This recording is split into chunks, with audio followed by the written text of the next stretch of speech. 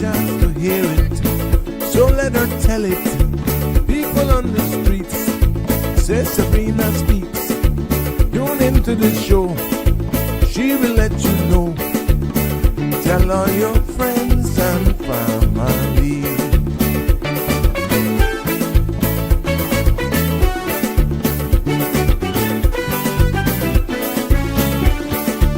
Real talk is no joke. You get the news straight up from grassroots and concerns. You even hear some people gone. So tell all your friends to tune in to Good evening, Cayman. I'm Sabrina Turner, and welcome to Sabrina Speaks, your daily dose of clarity, truth, and community insights. Every weekday from 5 to 6:30 p.m., we're tackling the issues that affect you, from national headlines to grassroots concerns. Whether you're in traffic or winding down your day, this is your chance to hear it straight and speak your truth. So buckle up, Cayman. We're not holding back. This is the show. We gotta let you know. Now we got to go.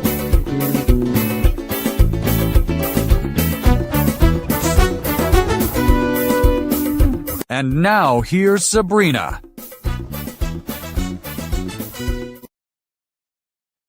Well, good evening, everyone. Welcome to, maybe off to a late start, but welcome to another episode of Sabrina Speaks. It is good to be here with you.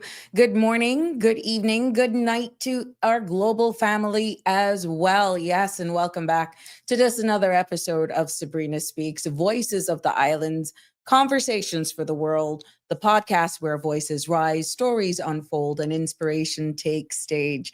Happy Monday, and hoping that you'll have a wonderful day, or you've had a wonderful day so far, and looking forward to a beautiful week ahead. It is a pleasure to be back here with you on this Monday.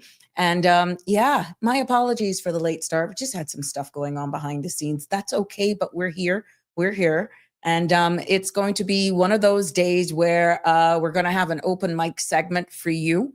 I would like to know what happened over the weekend, what's going on pretty much around us. We're just going to chill in, just as cool as our temperatures are. And if you're enjoying the rain here in Cayman Islands, I know that there are many of our brothers and our sisters just a short flight away is not really feeling the rain right now, because many of them are still left without shelter today. And but, you know, we still have to give thanks, and don't forget how much to be thankful for. But it is a pleasure to be back here with you. 936-8255 is the number to call to join in on this segment. Whatever goes for you today goes for me. Whatever you would like to talk about today, I'm open with it. You can put your comments up.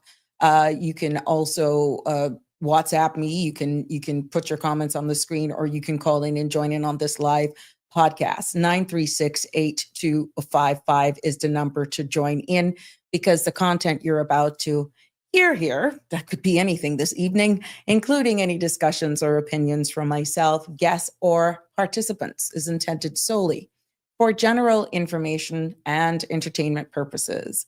It's not a substitute for professional legal, medical, or financial advice. So I encourage you to consult with a qualified professional for your specific concerns. Bridge Media and Sabrina Speaks and all affiliates as not limited and disclaims all liability for any decisions or actions taken in reliance on the information presented here.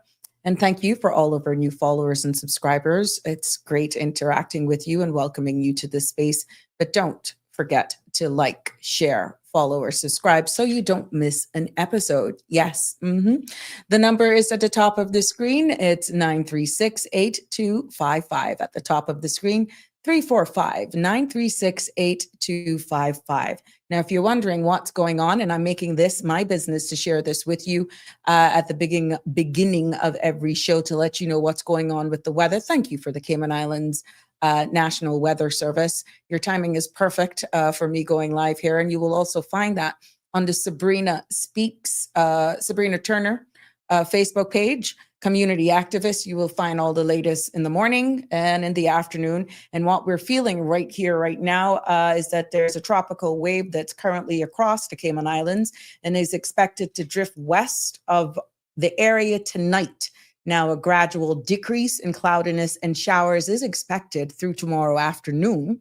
And while mainly partly cloudy skies are expected for the next few days, remnant moisture could support a few isolated afternoon showers.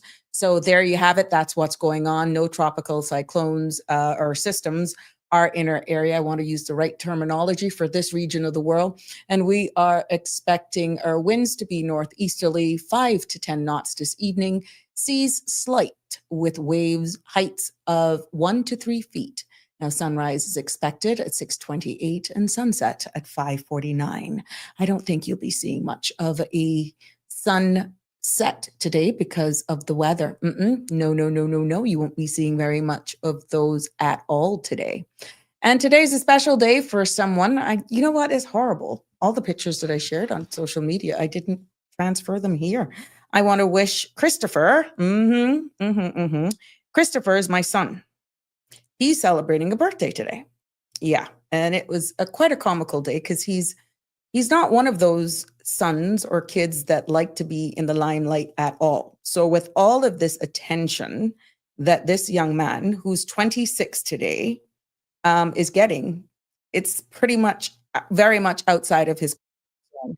I'm forwarding these to myself, so please bear with me for a second. But it's amazing to see the response that he's getting in the family chat. He's not accustomed to that at all. And for those who know Christopher, he has a very, very dry sense of humor. And I'm just sending, as a mom, your kids with you now and for 26 years.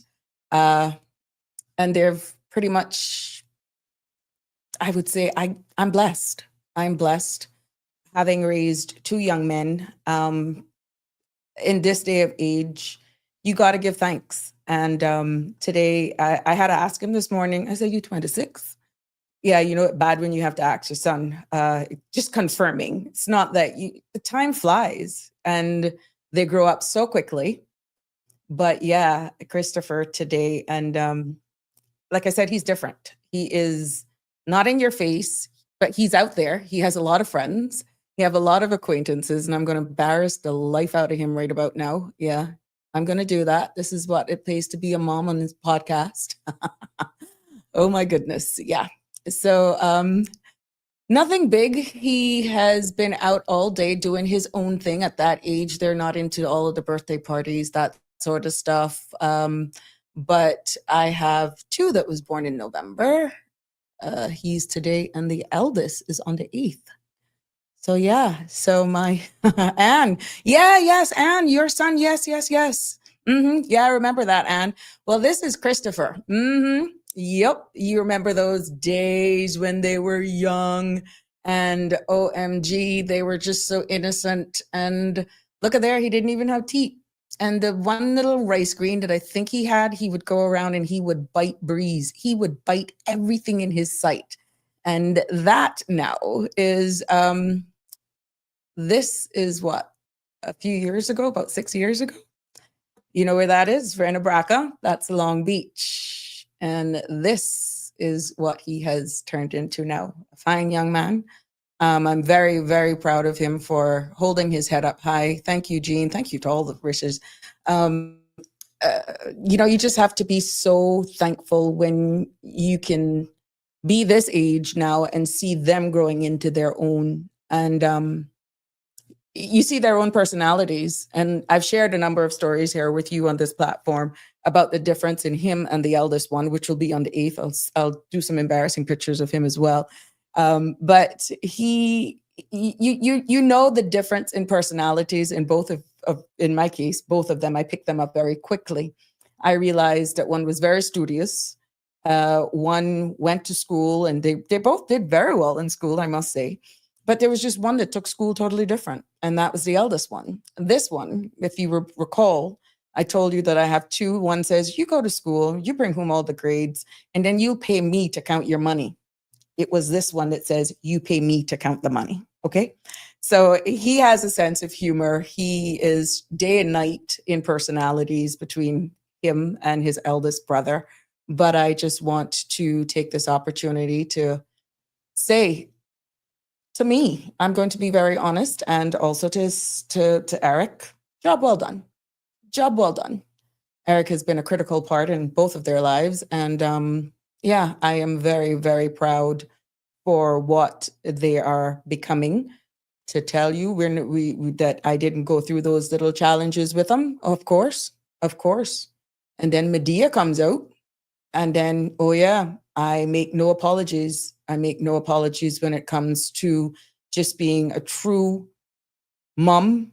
I don't want to be your friend. I just want you to be the best version of you. And it has not been, I would say, smooth sailing.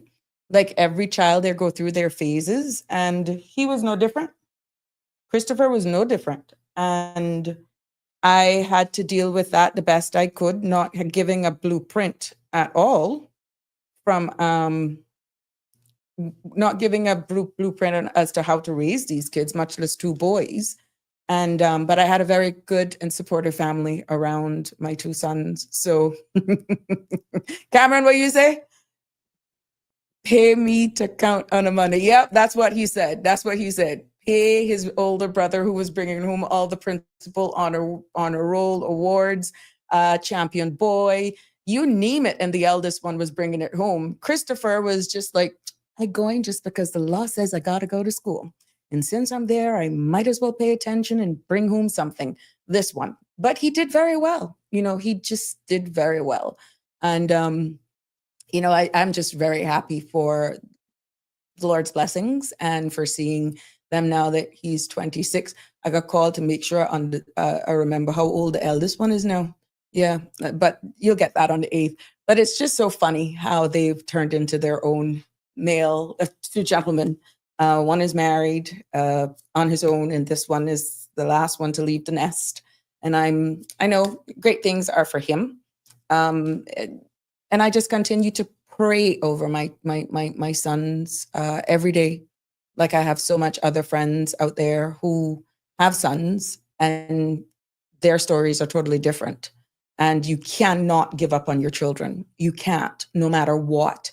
When they go out to be with their friends, there's a few pictures that we shared on Facebook with their friends. And I remember one is now a pilot. He's in a picture that I shared on Facebook on my Sabrina Turner community activist page. He's now a pilot. And these kids have been a part of Christopher's life, or his friends have been a part of his life from primary school. And when you see them now going into their own, and they have always been the kids that come to the house and do the barbecues and that sort of stuff, they have remained in his life throughout, even now that they're adults. I can't believe I'm saying that, but yeah, they are adults. So yeah, it's amazing to watch them grow from this little man with a little rice green, biting everything in sight, and to growing into this living free. That speaks of his personality. That image speaks of Christopher's personality. Totally. And you know what? I'll share a little secret with you. Anybody knows macaroni porridge? Anyone, if you know what macaroni porridge is, please share it in the comments. That's his Achilles heel. He will kill you for a bowl of macaroni porridge. Mm-hmm. He loves macaroni porridge. And now here is he today, just starting into his own. Yeah, so he's fine. He's fine. You just give him a bowl of macaroni porridge and all, like how it's raining now. Good to go. He don't have not a worry in the world. Barbara G, good evening, my love. You see I messaged you. Mm-hmm. Hey, Marshall, good evening. Happy to have you with me, even though we're a little late on this wet Monday here in the Cayman Islands. C. Ebanks, good evening to you, my love. Miss Andrea.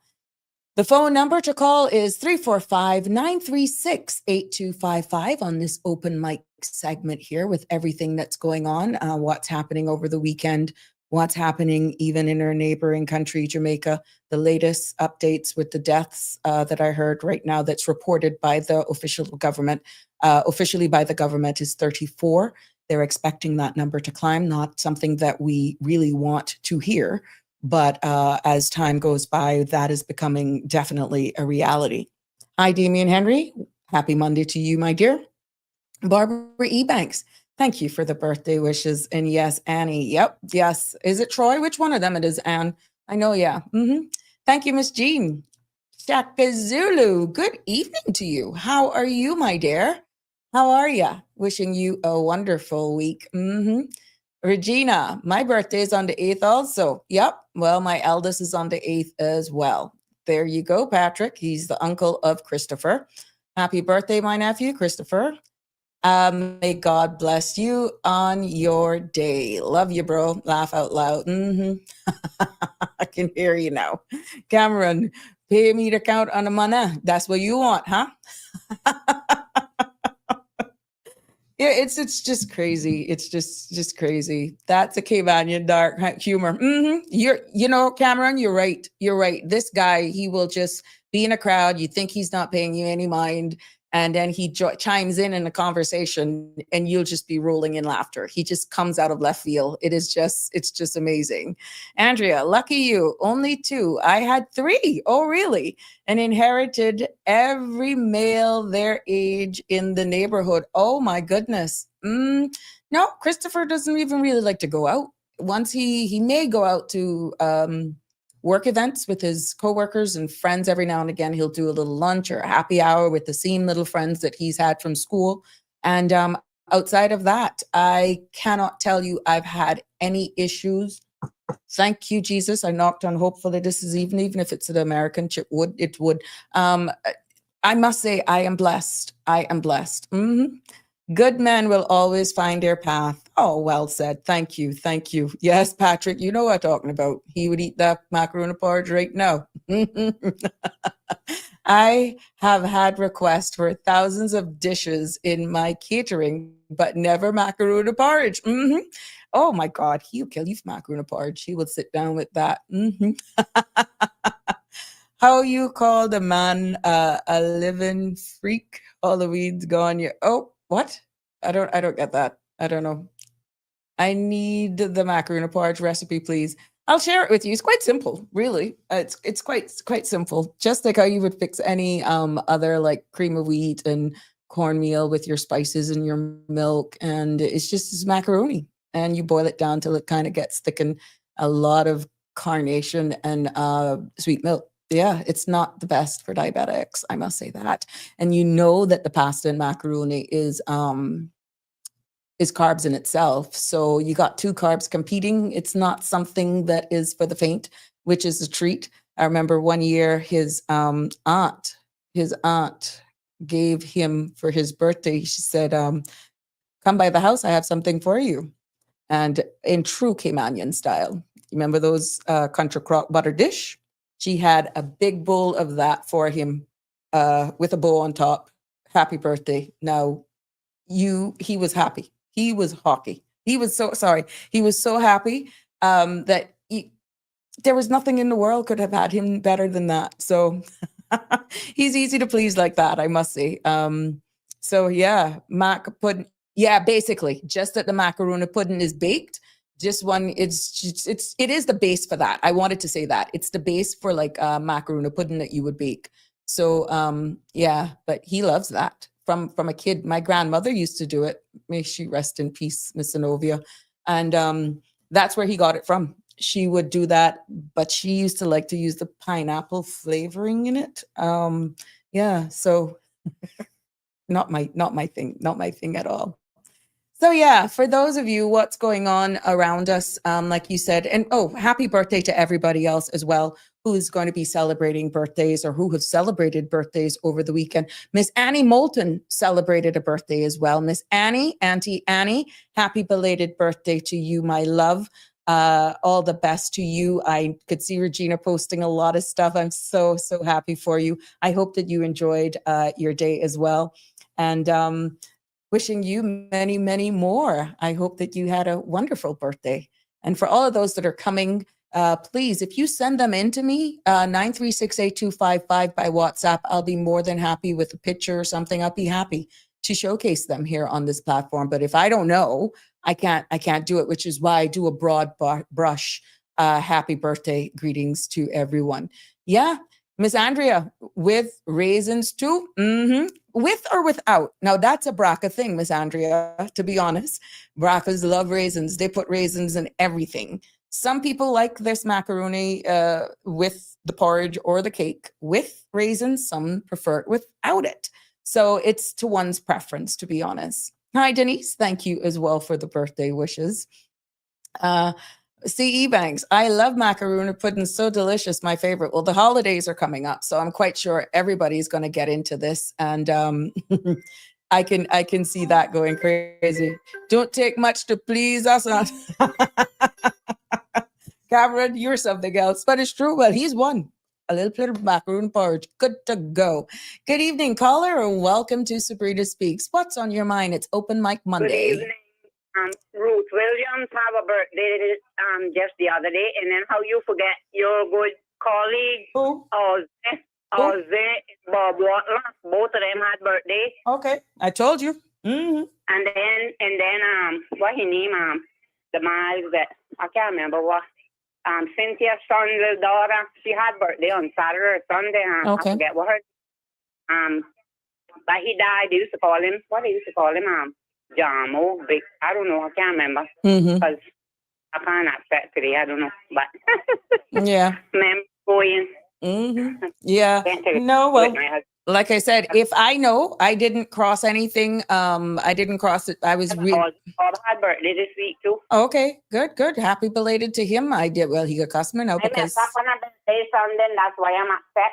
I could have had my house top. It's coming, but I can't catch it. But I soon get it. Oh my God! Pull it and squeeze it. Shelba. I gave it to somebody else. They were laughing about me. I don't know why I never done it, but I was close, but still too far. But I had it in my mouth.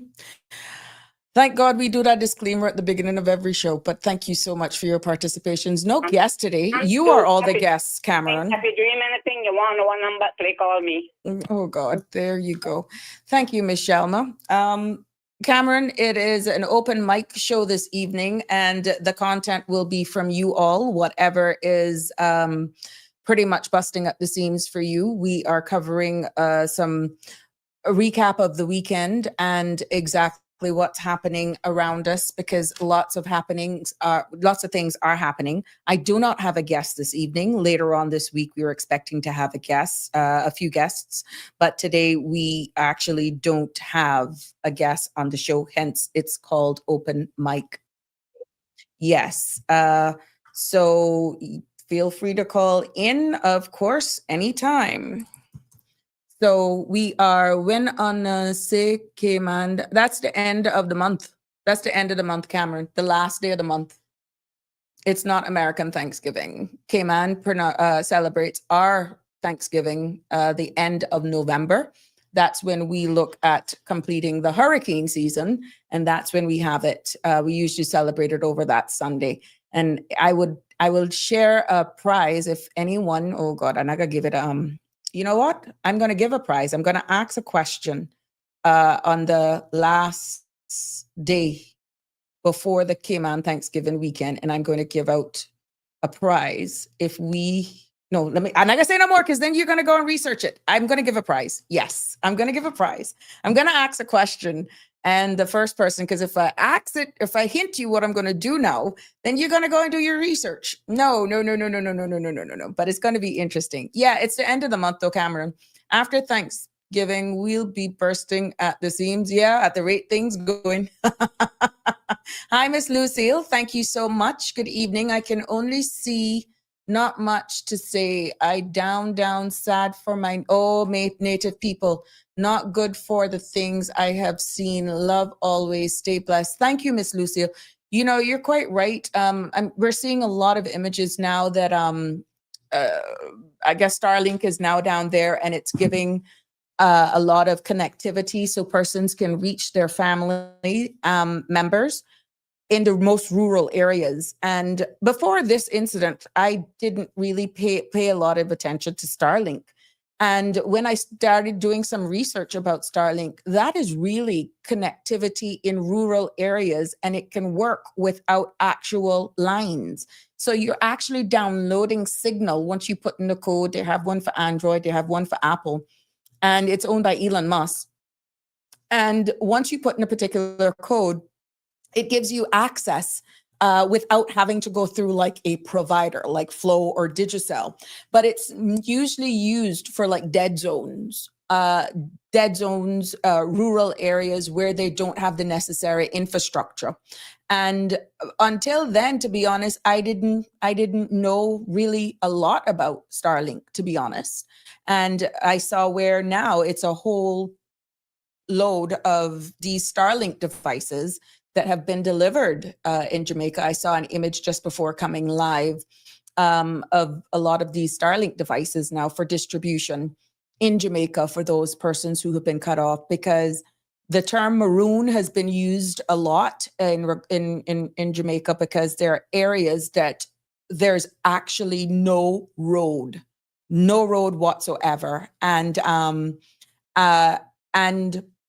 the only way to get supplies right now is by airdrop, even though the people have been hailed for their efforts in clearing of roads, creating shortcuts and that sort of stuff.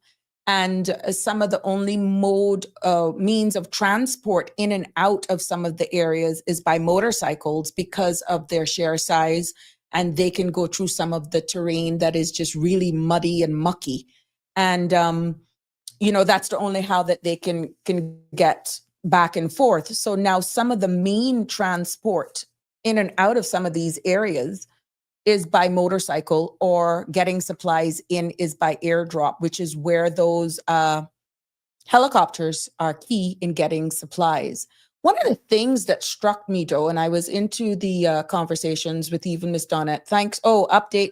I shared with you that Miss Donnette's son, she hadn't heard from her son. She's now gotten confirmation from her son that he's safe. He was actually in Montego Bay. Thank God his place was not destroyed. He's now back at work, and he was able to communicate with her. And, the stories that he's sharing for what he has seen is similar to what's on social media. And he honestly doesn't know when, normalcy is not going to be normal anymore. So I'm just happy to update, because I shared it on here, that Miss Donnette had not heard from her son. She has heard from her son, Ryan, and I'm happy that he's okay. But it's going to be a long process. Her sister now is housing persons in her home, and with kids and all that sort of stuff. But again, it's clear that they're running very low on water. There is no drinking water or clean water to even bathe. And that's going to take me into another conversation about these springs that are popping up. You see how the Lord is still providing. And just even some of the food, everything is just full of mud and muck and red mold. But that's what people are doing. One thing that keep popping into my head is that we know that the people need food and water and clothes. I come in, Shelma. And then you'll have persons coming from other parishes looking for their people, acknowledging their family, acknowledging that they're in homes that don't have any walls, don't have any roofs, giving them care packages and food. But something kept missing me. I'm like, why are you leaving them? Why don't you take them with you, even if it's for a little while, so that they can get a good night's rest for a couple of days and then come back? Please tell me, guys, if something is wrong. Is it that bad that if they leave their place, that squatters may take over for 3 or 4 days? I do not understand. I honestly can't understand. There's one thing of giving care packages. There are areas that are saying people should be evacuated. I'm not getting into the politics of stuff. I'm just speaking common sense. I don't understand if I'm going to go look for my sister or my family in a different parish, that I go there and I see for myself that this is an elderly person and they don't have a roof over their head. The walls are gone. That it's going to take some time before infrastructure, clean water and stuff to get. To me, personally, they would be coming with me. That's just how I look at it. But I stand to be corrected. I'm not going to get into the politics. I'm not going to get into the culture because we do realize that the looting and stuff is going on down there. Even persons are warned that if you're actually coming with supplies, to the point that they're asking for females to not necessarily come, that it's best for men to come because the type rebuilding that is needed. So I'd like to get your feedback on that. What is your take on that? Yes, Michelle. I say don't say politics is politics, but just leave that alone. It's not tricks, it's tricks. But listen, what I'm saying, I was listening to the opposition, which is the PNP, but they don't want to hear them. And they want to work, I'm not going into it neither, but they want to work with, but apparently the other side do want to work with them. But what about them helicopters? Can they go into areas that you can't get in? They are doing it. And we're back to back. When we were first to start, we watch them coming in, and I say, oh my God, look at it. Because down there is Sabrina, my heart go out to the, and then they're not only going to have people that got killed, they're going to have people that gonna die that need to get out. Because one woman was out there crying, and she say that they got 2 diabetics in her area, but they can't, the thing is blocked, they cannot get in. And then people that need treatment, they're gonna die. And then another thing is, it's a lot of, then I got the treatment that they need for the people, because they say that most of the clinics so down to get sick down there, you're not gonna be able, and then with all these things, borders and all these mosquitoes and all that, I feel it for that country, my God. I don't know if they ever get back, which I hope. And then this woman was even saying that they got these pregnant women that they took in, and one of them, she didn't even see her baby. When I said the baby probably dead, and the poor thing got food to know what devastation she went through and all of that. I tell you, I feel it for them. Them people in bad condition. Down there is bad. She said this is St. James, and she said it's South St. James or something, and she said they tried to get into some area. This is one of the women from the opposition thing. Walking, and she said 3 different areas that you could have probably tried to get in. They couldn't get in, so send the helicopters in, and then they said some of the places so stink because they had bodies, they had goats, they had animal. One woman said she had 300 chickens, and she said maybe about 12. She said her stomach get sick, so we weigh chicken, and then I even see one casket. I don't have that too, but that one in Jamaica. They said that person was buried a couple days ago before the hurricane, and you have to see how that went in the water, and that was turning that. I said, well, good thing they had that closed, because that it was a great casket, and I said, oh my God, look, I even ripped the casket out the ground. That put me in mind. When they say all of them caskets were out by the Bordentown police station. Correct. Yeah. And then they say about that this not worse than I want. This is worse. I mean, somebody had God know why he never made this. I am grateful. Yeah. But I feel it for all these people. I know got a couple of friends and things, but I feel it from one tip to the next, them people in bad conditions. There got to be more dead people. That when she said that were 19 and one class and 19, about 34, it can be probably 100, but I hope not. But it can be planned that different because the hurricane out killing, but then they say someone's starving, and then they don't want to stealing. They're warning people not to go with stuff delivering because these gangs coming. They bad mind. They want it all. They must get 5 bags and somebody get none. No, all that not right. All that not right. You know, it isn't, but you know, you man and his wife and some farmer had called from the state, and then he tell him, he said he answered, he busted a cry importing. I feel sorry for him. Yeah. And that woman that was talking, that she said that she couldn't get into the area. She kind of break down and think, and Mark Golden had to go out there and hug her up. You could hear it, voice, the heart in her voice. Yeah, you're hearing it even our frontline responders, even the police and the people, because of what they're seeing. What they're seeing, it's like it's on. They say it's apocalyptic. It's like an atomic bomb has gone off, and then you're seeing the resilience of the people. I mean, even those who are delivering care packages to show you these people. When they go to deliver care packages, they don't have roofs over their head. They themselves are hungry and running low on food. Then they're still giving people banana crops because they know it's going to ripen on them and all that sort of stuff. So it speaks a lot about the people. I tell you. And then about the Starlink, I tell you, I didn't know about that. My niece said it right in Banaka. One day I called her, and we were talking for about an hour and a half without cutting off. And before that, about 2 minutes, we start talking right here. And I be called Matt, and I said, she said, Aunt Sharma, you don't hear the connection now. She said the internet, and I said, well, what happened? And it getting improved. I said, well, thank God, come on, myself, the world was a cow Honduras was really behind. And she said, well, we got Starlink. And I said, well, Starlink, and she said, it's the Elon Musk. And I said, well, much people don't seem to want like that because they say he's a Trump man, and a lot of people do like Trump, but at least he's doing something, because I understand that that's a satellite thing. I don't know. But that good, that connection good. I talked to her for hours and that cut off. Yeah, but yeah. Let's see. So we'll again. Oh Lord. This, I didn't know all of that by the hurricane affecting Jamaica, it could affect our things. Digital way better and digital way cheaper, but I don't know. I never did like them. I like the slow calls because of the fact that they were cable and wireless and everything I had with them. But I told the man in Jamaica, I said, they're not slow, but the river's slow, and these don't either slow. I said, I need to change it from the F to a G for go, and afterward get the hell going. I said, because on this 4 is pissed. Yep. He said, Mom, really? I said, yes, sir, I'm telling you, because I experienced it. I said, I had this service. Sometimes it was cable and wireless. I said, we used to call it careless and worthlessness. I said, but it was better than slow. And somebody from Jamaica told me when they were coming in here that they were the worst telephone company we could have coming in here.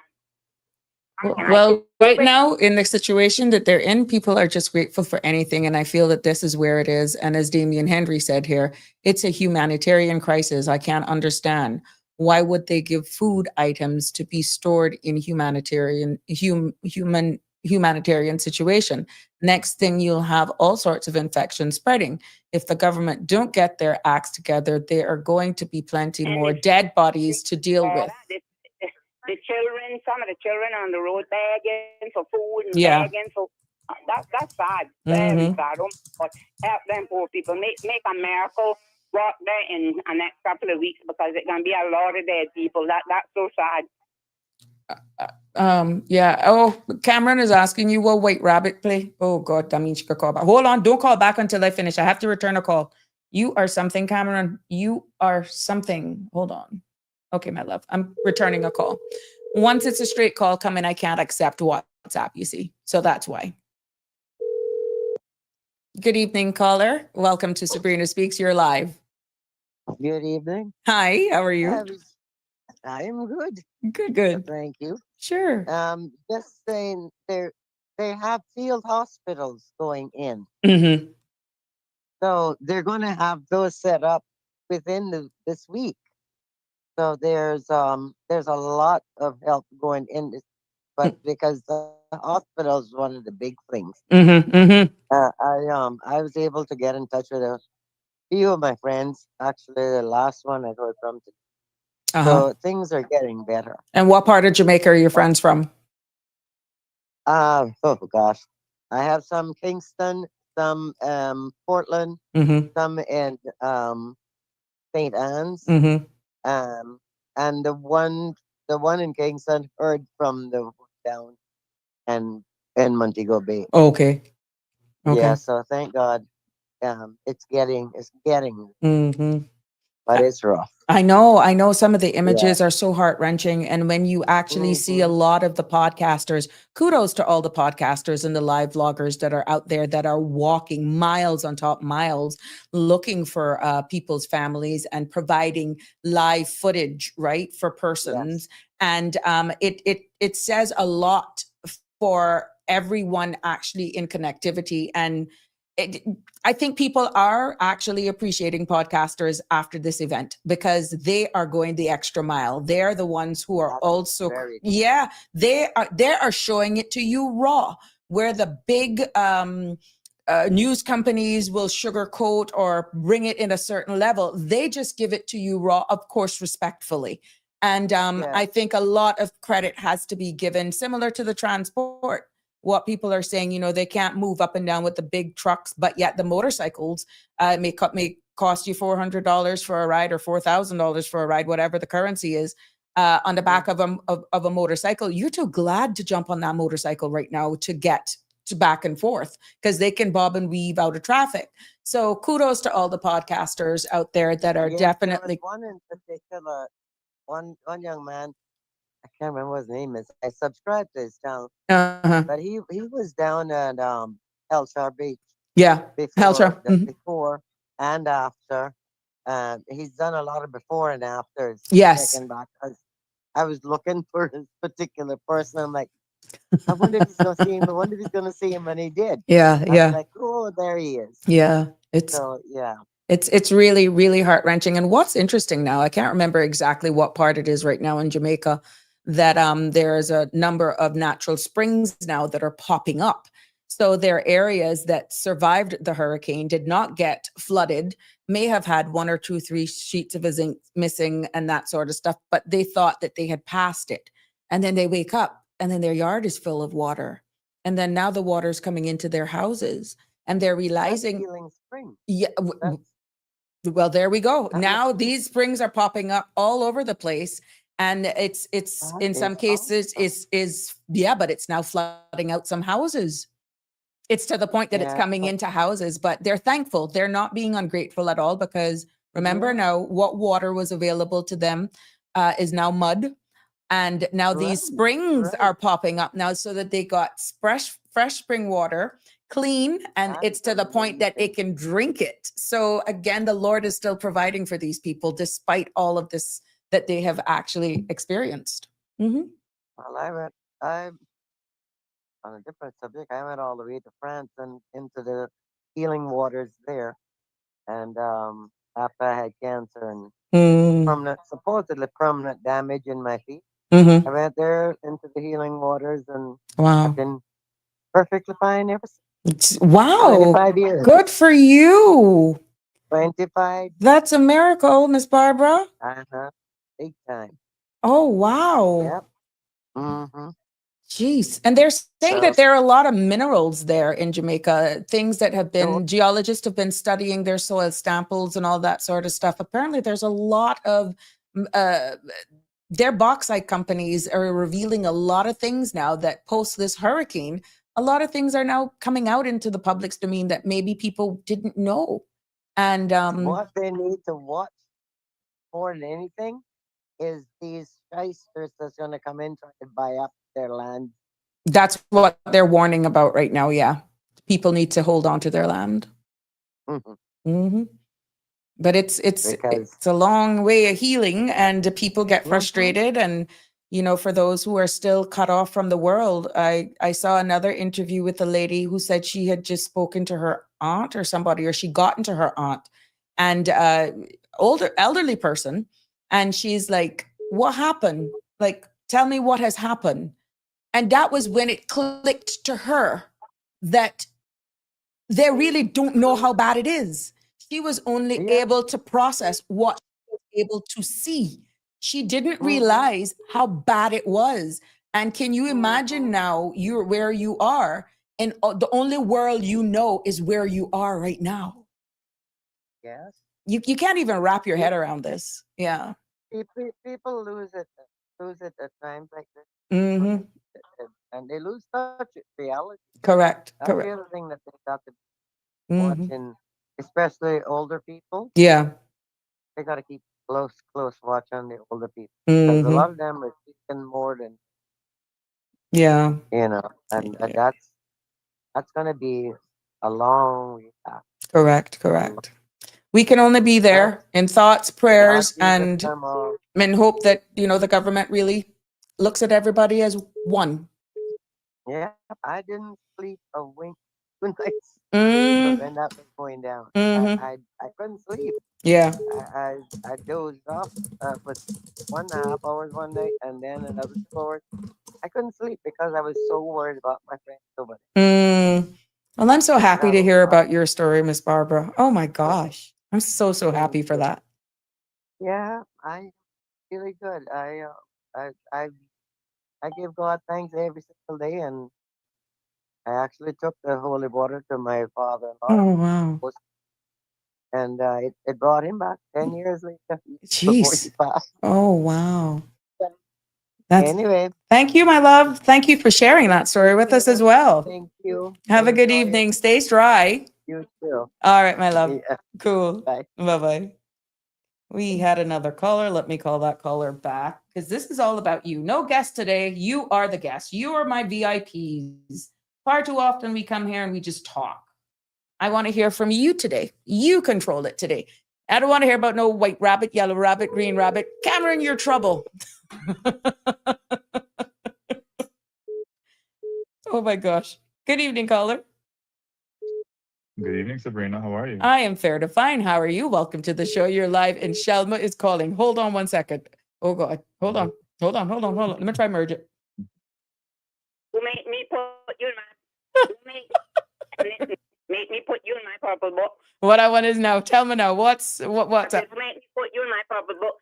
It's fun is fun, so I'm not talking about prostitution or whatever, but I want to find out from Cameron if he see the rabbit or he eat it. Tell him answer. Then I'll tell him what is. Okay. But if he see it, it's not a good dream. But if he eat it, it's not too bad. Okay. I hope that goes in the right direction. Well, once he responds, I'll let you know. He's in tune. I tell you, they say rabbit. To dream of a rabbit. They say to dream. Listen to me. To dream of a rabbit. Some bad accident. That's not good. Okay. Then to eat it is health. And it play one number 39. Okay. Thank you for that. There you go. Live and direct. Let's go back to the original caller. That was a pipe tin. Hello, caller. You're live on Sabrina Speaks. I dreamt of sharks the other night, and I asked Sandra if she's pregnant, but she said no. So, you know, they say when you dream about fish, right? I'm not going there. I'm not going there. I'm not going there. I'm not going there. No, man. What's on your mind, my love? I wanted to ask you a question because I'm listening to the conversation about what's going on with the Recovery efforts. Mm-hmm. Right. Mm-hmm. And I was thinking with this bill, this new reform immigration bill, right? And it had me thinking, you know, with climate disasters increasing, we talk about global warming and we talk about how the storms are going to get worse and worse as the years progress, right? Mm-hmm. Migration within the Caribbean is going to be inevitable. Now, I wanted to ask your thoughts on, has the government thought about a regional emergency protocol, or is, you know, one of the unintended side effects of this law is that we end up blocking even temporary refuge for our neighbors in crisis? That's where the Minister of Foreign Affairs and the governor will step in collaboration with the government. It would have nothing with the immigration law. If there is a huge humanitarian crisis, that's where national security comes in, foreign affairs, and just humanitarian aid. That's a separate caveat. Now, remember, if you can recall back when Montserrat had that volcano and we took in people, they eventually stayed here. We have persons that are prominent in our society right now that brought skill sets here that remains with us today, including their kids that they raised up here. If that is the case, in collaboration with the government, the Ministry of Foreign Affairs, and under those circumstances will actually kick in. So the facilities to work, of course, that would have to be taken into consideration, but these would be people who were displaced because of no fault of their own, but because of a natural disaster. Put the shoe on the other foot. What if it happened to us? So to be very honest with you, the Great Immigration Reform would not actually have any bearing, if little to any bearing at all, under the circumstances in which these people are fleeing their home country. But doesn't the bill increase the paperwork, the compliance? But in this case, it would be differently handled. Yeah. Remember, like when we had all those refugees, not necessarily, or they would be separate. It would be some administration, but it wouldn't necessarily have to take the same. Like, why would you refuse their work permit? Because they ain't got nowhere to go. Think about it. You see, so they would be under a specific category then, so to speak. But not speaking on behalf of the government, I'm just looking at it from previous experience and under the circumstance of why these persons would be displaced. Now, it's totally different, to be honest. You're talking about an influx. Now, for those persons, because we do have daily flights going to Jamaica, and these people are coming here, who's to say that they're not going to come here now and try to look for work whilst on island? How does that actually play out now would be a different question. Because you could have persons coming here where the families are here, they can provide boarding, they can be their sponsor, but they're able to work, or possibly kids may be displaced for a while. These are all the things that I'm quite sure that ministry are actually sitting down or have had conversations about what's going to happen if these kids do come here for a while until the infrastructure where they're coming from is back together. Would the normal, let's say I'm here as a domestic and I have 2 young children that have been displaced, they don't have a house, their caretaker probably died. I don't know. I'm just looking at a scenario. Yeah. What would you say? I must go back home when I am able to demonstrate that these kids were displaced because of this natural disaster. I have no other siblings or guardians to take care of them. Would you allow them to be here for 6 months, for 8 months, for a year? I don't know. Would then that department look at my income? Would I be able to support these kids while they're here? Well, really, you don't have a choice. And the infrastructure is not there for you to go back home. What is the greatest chances of you issuing humanitarian aid would be to have those kids here for a while. Now, maybe it won't be a year straight off of the bat or 6 months straight off the bat. Then you say, well, are they going to go to school? How are we going to put them into school? These are all exactly that big plan that you're talking about that would have to be taken into consideration. And maybe the days to come now, I'm hoping that they would actually have that in the back of their minds. But this reform for a sudden influx of people like this under humanitarian aid, that law and its reform would bear a little on what is being proposed. That is more for persons who are coming here electively. But this is a natural disaster, if you get what I'm saying. We have another call that I joined, that I merged. Welcome, caller. You're merged. I was just going to say, do not cut things off. That's why I merged it. Is this my CMR girlfriend? One of many. I don't know who your CMR girlfriend is. Oh, no. Sorry. No. This is one of many. That's why I said this is one of many. This is not this late night show, this is not the connection show, but I love it. I love it. What's on your mind, my sweet? I just want to say, I love when Eldon calls it. Oh my God. Mm-hmm. So you start a really good topic because after Ivan, right, a lot of Caymanians took off and went to other countries, but they were only able to go where immigration allowed, right? Mm-hmm. Whether they had a UK passport or not, certain, countries' doors were open to them. But it's not like anything was waived immigration-wise in other countries for us to land in, on their land. Mm-hmm. And a topic that came up, and I don't know where it went. It just was, I kind of overheard it in a social setting about whether or not our government know how we will treat the Cayman visa that Jamaicans are required to have to come into our country, of course, depending on their age, right? Mm-hmm. And this is it. This is the conversation, and definitely is sparking interest because where does humanitarianism? Where does that kick in? Yeah. Mm-hmm. Where does our safety start and stop? The protection of our borders, and we're already hearing and seeing, the awful criminal behavior that some people in Jamaica have, which we know has always existed. I'm like, oh my goodness, they woke up and they're okay, unfortunately. And they're already doing damage to their own people. We heard about the ones that held up, deliveries of goods by gunpoint and all that stuff. So I think that we have to be really, really careful. We want to help, but we have to be so careful, right? What we actually open our borders up to, and how do we navigate that entire process by screening and what not, what are we going to waive, what we're not going to waive.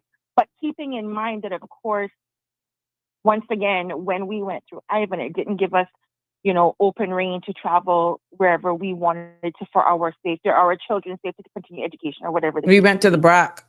Well, we did. I did with my children. Yeah. We went to give them a break. But I know a lot of people that, of course, went to Jamaica, went to the U.S., went to Yeah. yeah, that's true.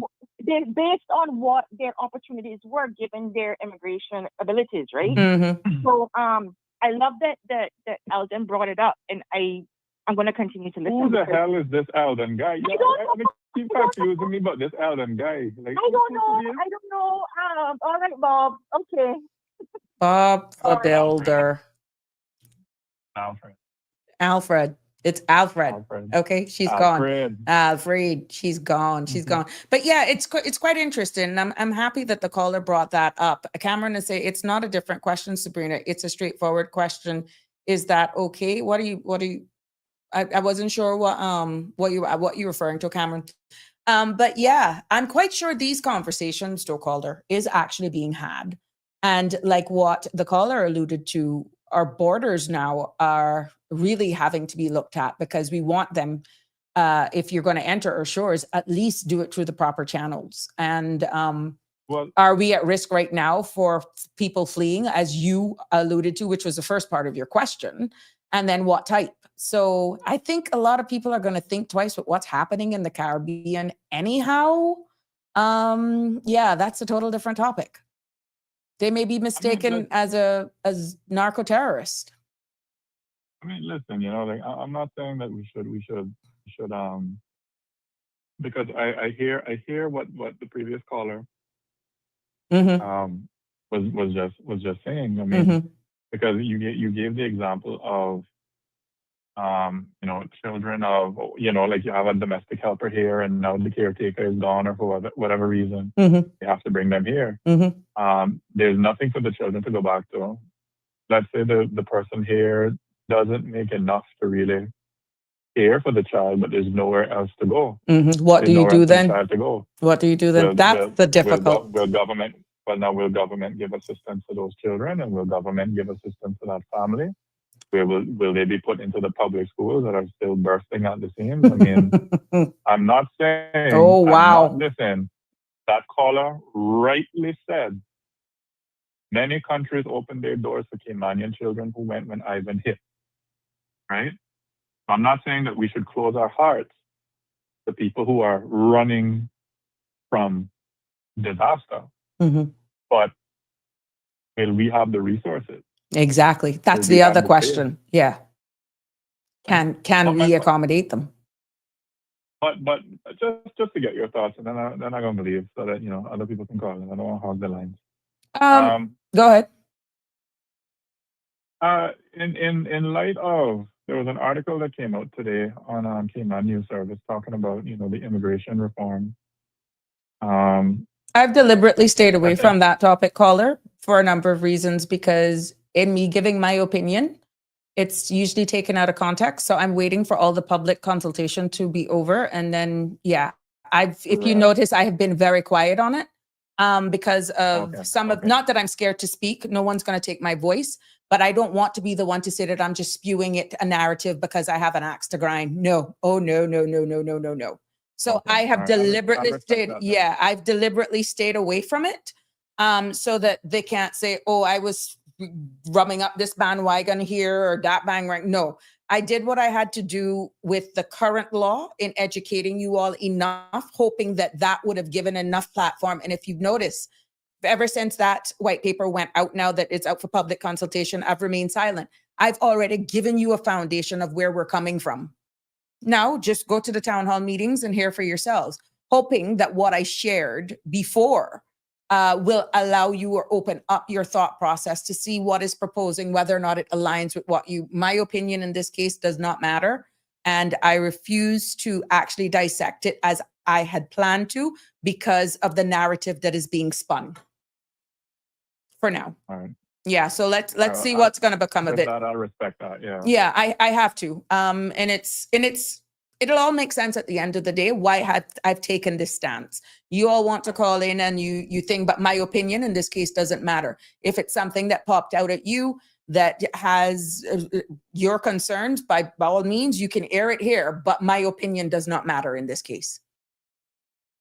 Okay. Mhm. All right. Yep. But at some point, I Okay. will go through. I don't know the 28-day consultation. This is a part of their town hall. I think they're East End and North Side today. I think whatever they're doing for their town halls, I'm hoping that people are actually supporting, that they're asking the right questions, and that it's actually going to yield whatever it is that they wanted to get from this. But once that is over, which town hall meetings, they are rushing this too fast. See, Danny, there you go. I'm going to read it. I know it's a rush. It is, the holidays are here. That's all I will say, because I've said it before. Trying to rush this and ram this down people's throats for the amount of questions that is being asked, I feel it should be something that'll brought in the new year. That's all I will say on this. It is too rushed. And I will welcome Danny to call in, because I think he was at one of the meetings to give us his feedback.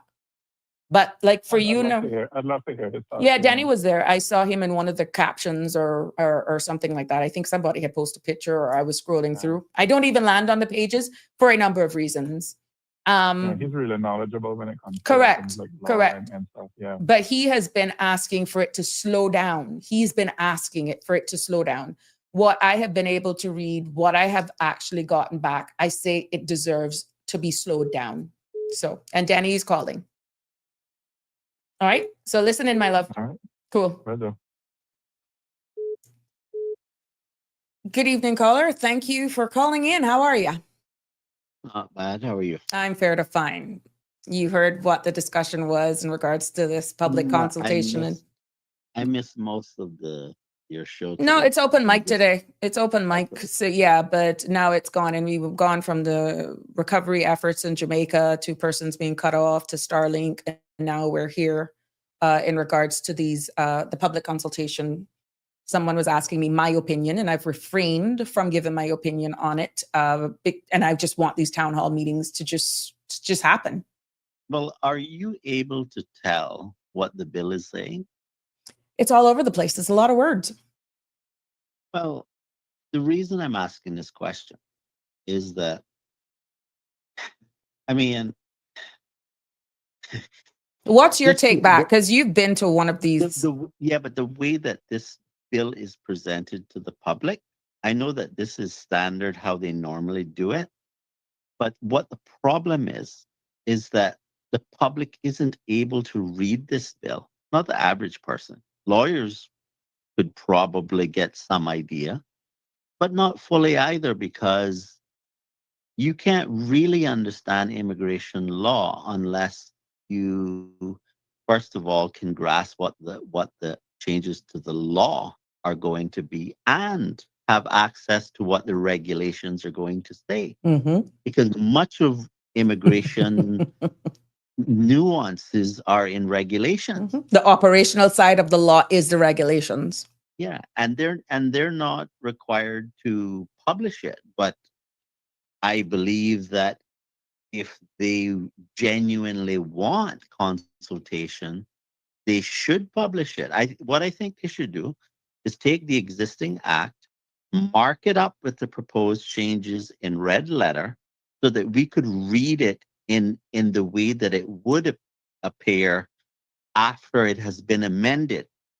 And then we can get a sense of how to understand the provisions. Mhm. But we also need the regulations at the same time. Mhm.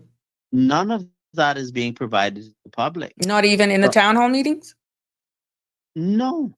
What they do is they sit and they explain how they perceive it, right? But here's what the problem with that is. First of all, politicians don't exactly have the best of reputations. And secondly, why would if somebody's trying to sell you something like that, why would you take their magazine version of what they're selling you as the fact? Mm. Because the truth of the matter is, what you really need to see is what has been written down that is proposed, Mm-hmm. not what they intend for it to do or Mm-hmm. say, but what was actually said. In other words, the way to understand why this distinction is important, Mm-hmm. it's kind of like thinking about the drunk driver who intends to get home safely, Mm-hmm. but ends up killing someone on the way. Mm-hmm.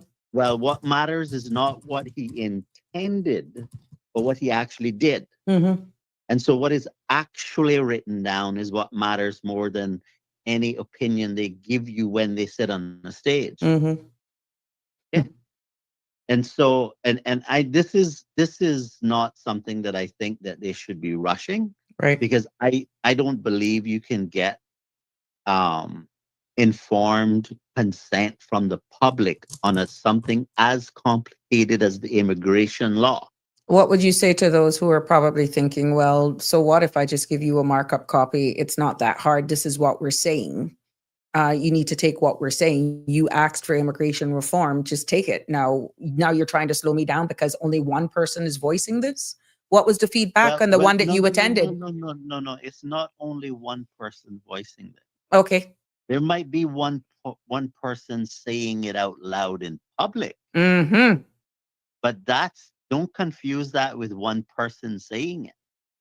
The silent majority cannot no longer remain silent. Eh, I wish that our people would snap out of that, because it's not helping us, Oh, no, it's not. right? I said it here many times. But what I'm trying to say here is this: is that those who would say to me, "Just take it," um, that's a stink attitude. Mm-hmm. Any representative that would respond in that way should be removed from office. Because if you want to have true dialogue with us, you don't come out and parade, and then on top of that, they limited me to two questions or comments in the at the Mary Miller Hall. Mm-hmm. Now, now it wasn't just me; it was Mm-hmm. everyone, right? But what I'm saying is that a bill as complex as this, you're limited to two questions. I don't think it's appropriate for the public to just send in their comments by email, Mm-hmm. because all that's going to happen is those comments will just get ignored. I'm not saying they won't look at them. Right. I'm not saying they won't put them in the frequently asked questions section on the website, but will they change what's in the bill? I don't believe they will. I believe what I see in that bill, I believe, is what they want. And the question that I asked at Mary Miller Hall, I know that Mr. Howell is a very intelligent person. He's very articulate. He's not short of words. But his answer to my question was as clear as mud. Now, I can unravel it. What he was essentially saying to my question is, yes, they will be allowed to stay. And the question that I was asking is, the non-Caymanian civil servants who are there now, will they be able to stay? And essentially what he said was yes. Now that's not what the people are asking for. So it's People the are grandfather's clause now for anyone that's joined after it's enacted by assenting by well, the governor. Is that one, just for clarity, for context? what he is saying, uh, by the wording that's on that bill, Mm-hmm. with the limited information that I have, Mm-hmm. okay, is that people who are there prior to the amendments to the principal law coming into force, Who are already in the system, who are already in the will pipeline be allowed to continue under the their same journey terms and conditions of what is in effect now. in the current principal law. Mm-hmm. That's not what the people are asking for. Okay. So who's And- going to beat this drum with numbers and voices? Well, if the Caymanian What does it people- take to slow it down is what I'm hearing. Well, what it will take is for people to call their representatives and say, look, this thing, we need about 3 months to properly consider this. If the government gives us a markup copy and a copy of the regulations, that we can understand what is actually being proposed to us. Because right now it's extremely difficult to understand what's being proposed. Mm. You see, think about it this way. You know that the way that the bill amends the principal law is it just says at such and such a section, subsection, whatever, insert the phrase or delete the following phrase. That the average person Not gonna don't get have a it. chance in hell to understand what that is saying.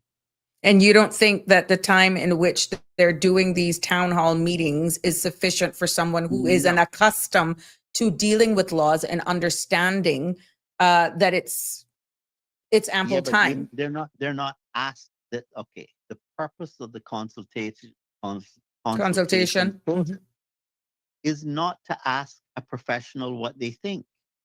It's to ask the average person, including the professionals, what they think. Mm-hmm.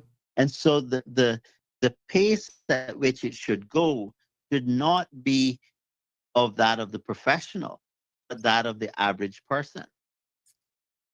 It's like you're writing a contract. You're not going to write a contract that is in the favor of who you're going to do it. Normally, persons who are writing the contract goes for how they want. Well, if you and I were in a negotiation, right, Mm-hmm. about what should and shouldn't be done, because understand that politicians have their own views for many different reasons about why they want to do things a certain way. Mm-hmm. If you and I were negotiating with the politician about what this all means, why would you take the opinion, the verbal opinion of your adversary on what it is that's contained in this document that we're going to agree to? Mm. You would want to read this for yourself to see what is actually in it. But the form in which they're giving it to us Mm-hmm. is like it's like if you had a book of 5 pages in it, Mm-hmm. and you tore all the pages out of the cover, and you kept 1 or 2 of the pages for yourself, Right. and you say, well, try to figure out which page goes where and what it means. That's what they're essentially doing to us, because we cannot really appreciate it without the proposed amendments to the regulations. Mm-hmm. And this should be done in a marked up form. This is too important a piece of legislation to do this way. I get the sense that there are people who have lobbied the government and want things done a certain way. And I don't think we're quite clear on what all of those things are. Mm-hmm. I heard a reference some of those things at the Merritt Miller Hall, court cases and so forth. But this what we get out of this needs to be something that protects the Caymanian people. And you don't get that what they're proposing is protecting the Caymanian people for what No. everybody was asking for during the campaign. Let me give you an example. The concept of having Caymanian status as of right and or by grant, that is too wordy for how the law ought to be written. In other words, instead of having it phrased as Caymanian status as of right, Caymanian status of right should be the definition of a term called Caymanian. So you should just say Caymanian, and a right to Cayman or Caymanian status of as of grant by grant should be new Caymanian. Now, I hear the argument that that's divisive. I think that's nonsense. And the reason why it's nonsense is because these concepts already exist in the law. I am just saying, let's define it using a term that allows us to write the law in a way that would be clearer for the average person to understand what the immigration law is saying by using the term Caymanian and New Caymanian. Now, I know that there are some people who are going to say, no, I don't want it to say New Caymanian because people don't really appreciate that when you give someone status, Mm-hmm. you're giving them the same thing that we have as Caymanians. Mm-hmm. Right? And it's the failure of our people to accept that reality and why that's necessary, why that is for our benefit is unfortunate. Mm-hmm. But we better come to grips with reality quickly, because this is going to have, I doubt that Hold, the just government is going to, pause for me. Let me merge this call. Hold on. Don't hang up. Okay. You're merged. Go ahead, Danny. I doubt that the government is just going to turn around and do a major overhaul of the law again. Mm-hmm.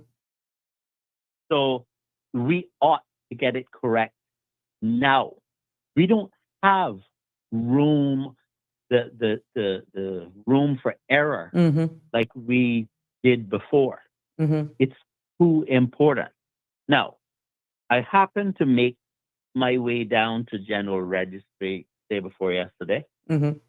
and I inquired about what happens if you search the database for all of the births for, say, a given year. Mm-hmm. Can you filter them by people that you believe are Caymanian? And the answer I got was yes. Now, what the person also said is that work would have to make the final determination about the accuracy of it. Uh-huh. But the point that I make, which I think is a correct statement, that because only work can give the acknowledgement, right? Mm-hmm. Mm-hmm. So, but if you had on the forms when someone is when a child has been born, Mm-hmm. a field where you write your acknowledgement number on there, which would be evidence that you're Caymanian, which would be evidence that the child has a right to Caymanian as of right. But that's only to those parents who were born after 1977. Anyone who would be before. Correct. Because you don't Correct. get an acknowledgement number unless you have generated an immigration file. And Correct. pretty much like a docket number at the hospital, once you file an application with immigration, you're appointed a immigration reference number that is on their Correct. top left hand as RREF. But Correct. yeah. However, you can then have another field for those where you provide either your birth certificate number or your date of birth, place of birth. Because remember, this is being filed with General Registry. That already has, that should have the data anyhow if you were born here. Right. But if you're making a claim, you should fill it out just like you do any other form. Mm-hmm. Right. Mm-hmm. And the reason for that is you want the person to make a declaration about what they understand their position to be. Mm-hmm. A General Registry then could confirm that along with work confirming it, and we can come very close, if not be extremely accurate, on how many births are Caymanian. Mm-hmm. Because my understanding is that last year there were about 860 births for the population. Mm-hmm. I don't know what the number is, what percentage of that is Caymanian. Uh-huh. It was just persons' births that were registered, but we don't know if they were Caymanians. Correct. And that's something I still need to try to find out. But the point I'm making to you is this: is that there needs to be a provision in the law that says you need to have in place policies to ensure that people do not qualify to be Caymanian in numbers that are greater than X percent of the net positive change in the local population for the previous year. Repeat that again. I'll say it differently. Let's say you had 500 births, Caymanian births for last year. And this is by And two Caymanians. Yeah. Well, you get the right by any one parent being a Caymanian, right? Mm-hmm. So let's say you had 500 births for last year, Caymanian births, not population. Right. And then you had 100 Caymanians die. So the net change is plus 400. Right. The number of people who there should be a cap for this year now, that to be a percentage of that net change for last year of 400, let's say 5%. I'm just picking a figure. 5% of 400 is the maximum number of status grants that could be issued for 2025. The reason you want to do that is because you do not want, I can't think of any reason why the number of status grants should be more than the number of Caymanians being born, being issued. And if you don't put a mechanism in place, the value of obtaining status is so valuable, all sorts of mischief will take place to get it.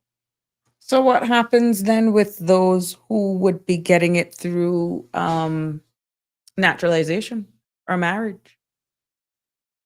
You can't control marriage, No, I know you can't control it, but you can control. even though they can extend it for 40 years before you get status. What I'm saying is that will be an eventuality. Right. But what I'm saying is for any 1 year. Gotcha. Per annum. That's right. Because what you have to do is you have to control the rate. Otherwise, the number of persons who would be getting Caymanian status is going to result in Caymanians becoming the number of people who are being added to the population could very well outstrip the birth rate of Caymanians. But that has already happened. Okay, let's say based on what you're explaining now, right? And with the grandfather's clause coming in, where nothing that is being discussed right now is going to impact anybody now. So if we're saying, let's say for number's sake, we already got 90,000 here. Extrapolate how much are here on work permits that will probably not get PR or anything like that, right? Let's say of that 90,000, the real number of us that would acquire Caymanian status at the end of the day is 75,000. I'm just pulling numbers here, right? Yeah. But then I have sons, my cousins that are generational for the sake of this conversation. They could be dropping their little whatever all over the place. How do you measure that then? Knowing that they're going to be Caymanians at the end of the day. And remember, for the acknowledgement for those parents whose kids were born and they acquired status because they're going to be grandfathered in, their kids would be entitled to getting status. So this and that's not a problem. The cap is applied to those who would get it by grant, which not by as of right. But the grant then would still be those on the grounds of descent, on the grounds of marriage, on the grounds of naturalization. You can't cap those. What we're talking about, those by grant. I know. I understand what I'm saying is that you regulate the rate at which it happens. The reason for that is that if you have what has we know what Cayman is suffering from? Well, A rate of change that they can't cope with. Elder, caller, you still there with me? Which one? Yeah, Alfred, you were weighing in on this Oh. conversation. I don't want to lose you because I know you're holding on.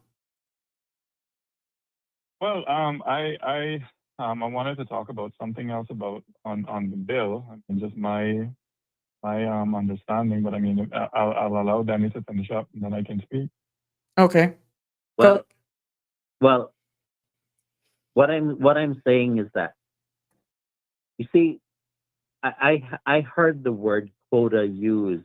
Okay, you don't want a quota, because if you go to court with a quota, you're going to get hammered.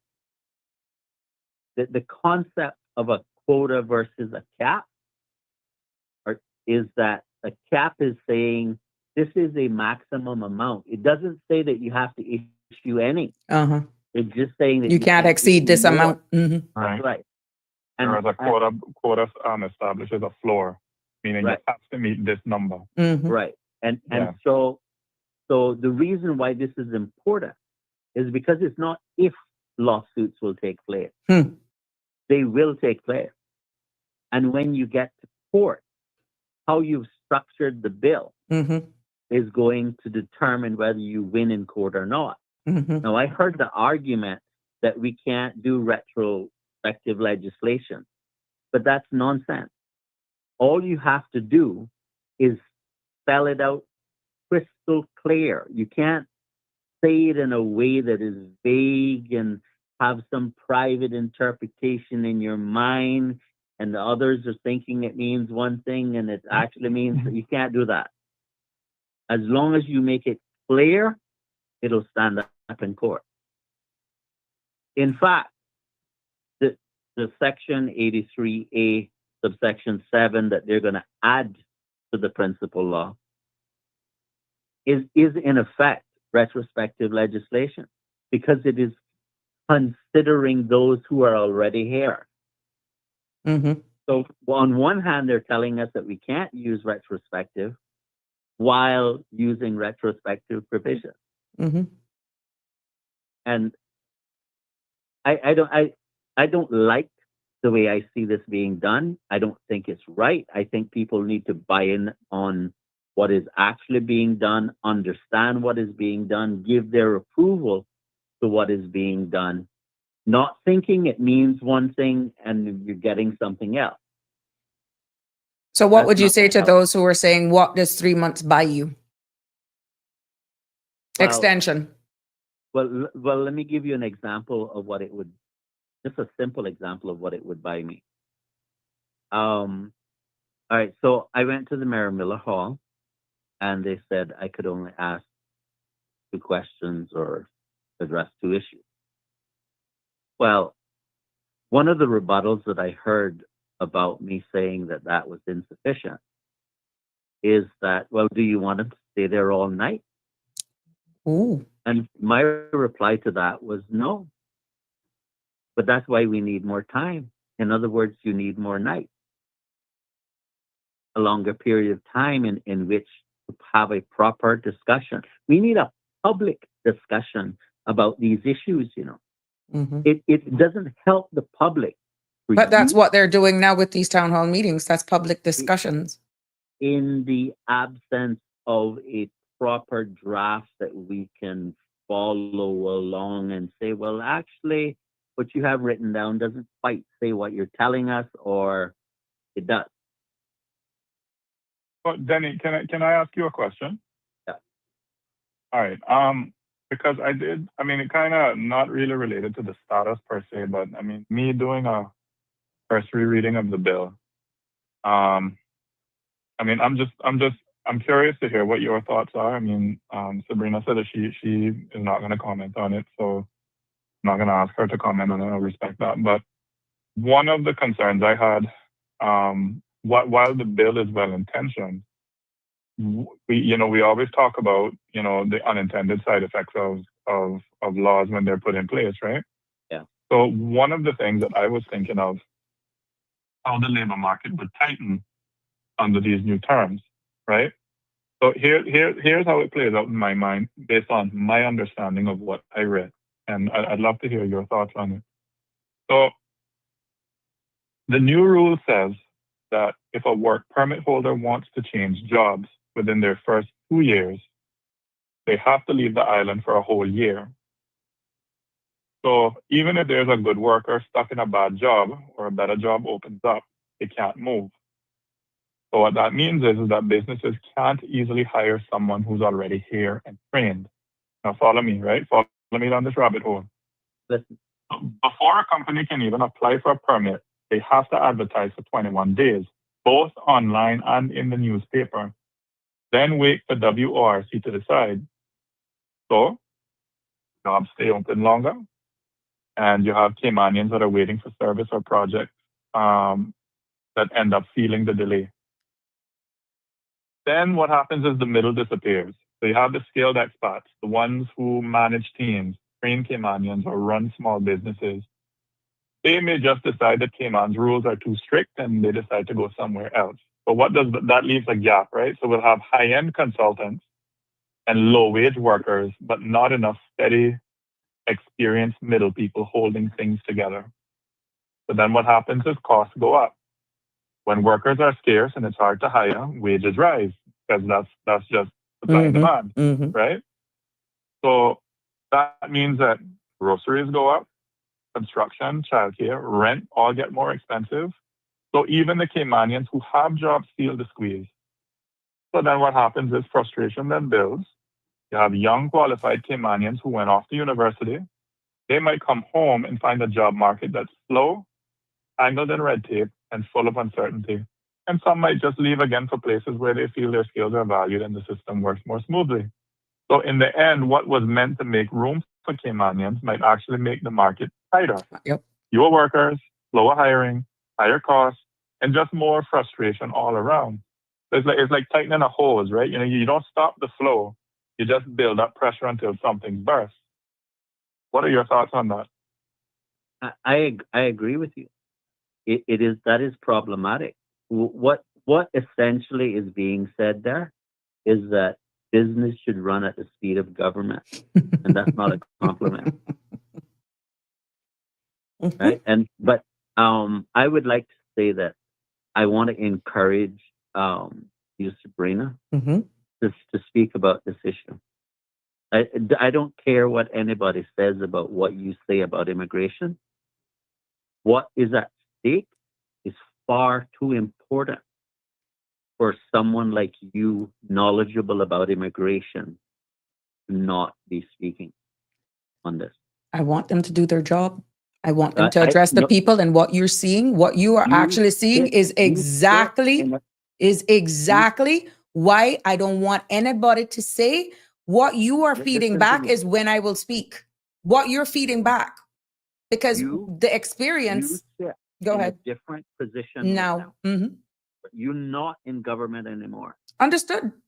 So you are one of the supervisors of the MPs that play the role of accountability, and your knowledge and experience in the industry should be utilized for the betterment of the Cayman Islands. What we need is dialogue like this, because plenty of times there are plenty of people who, if you say, send an email to government and tell them what you think about something, they wouldn't know what the first thing to say. Correct. Except, a few comments about one or two subjects.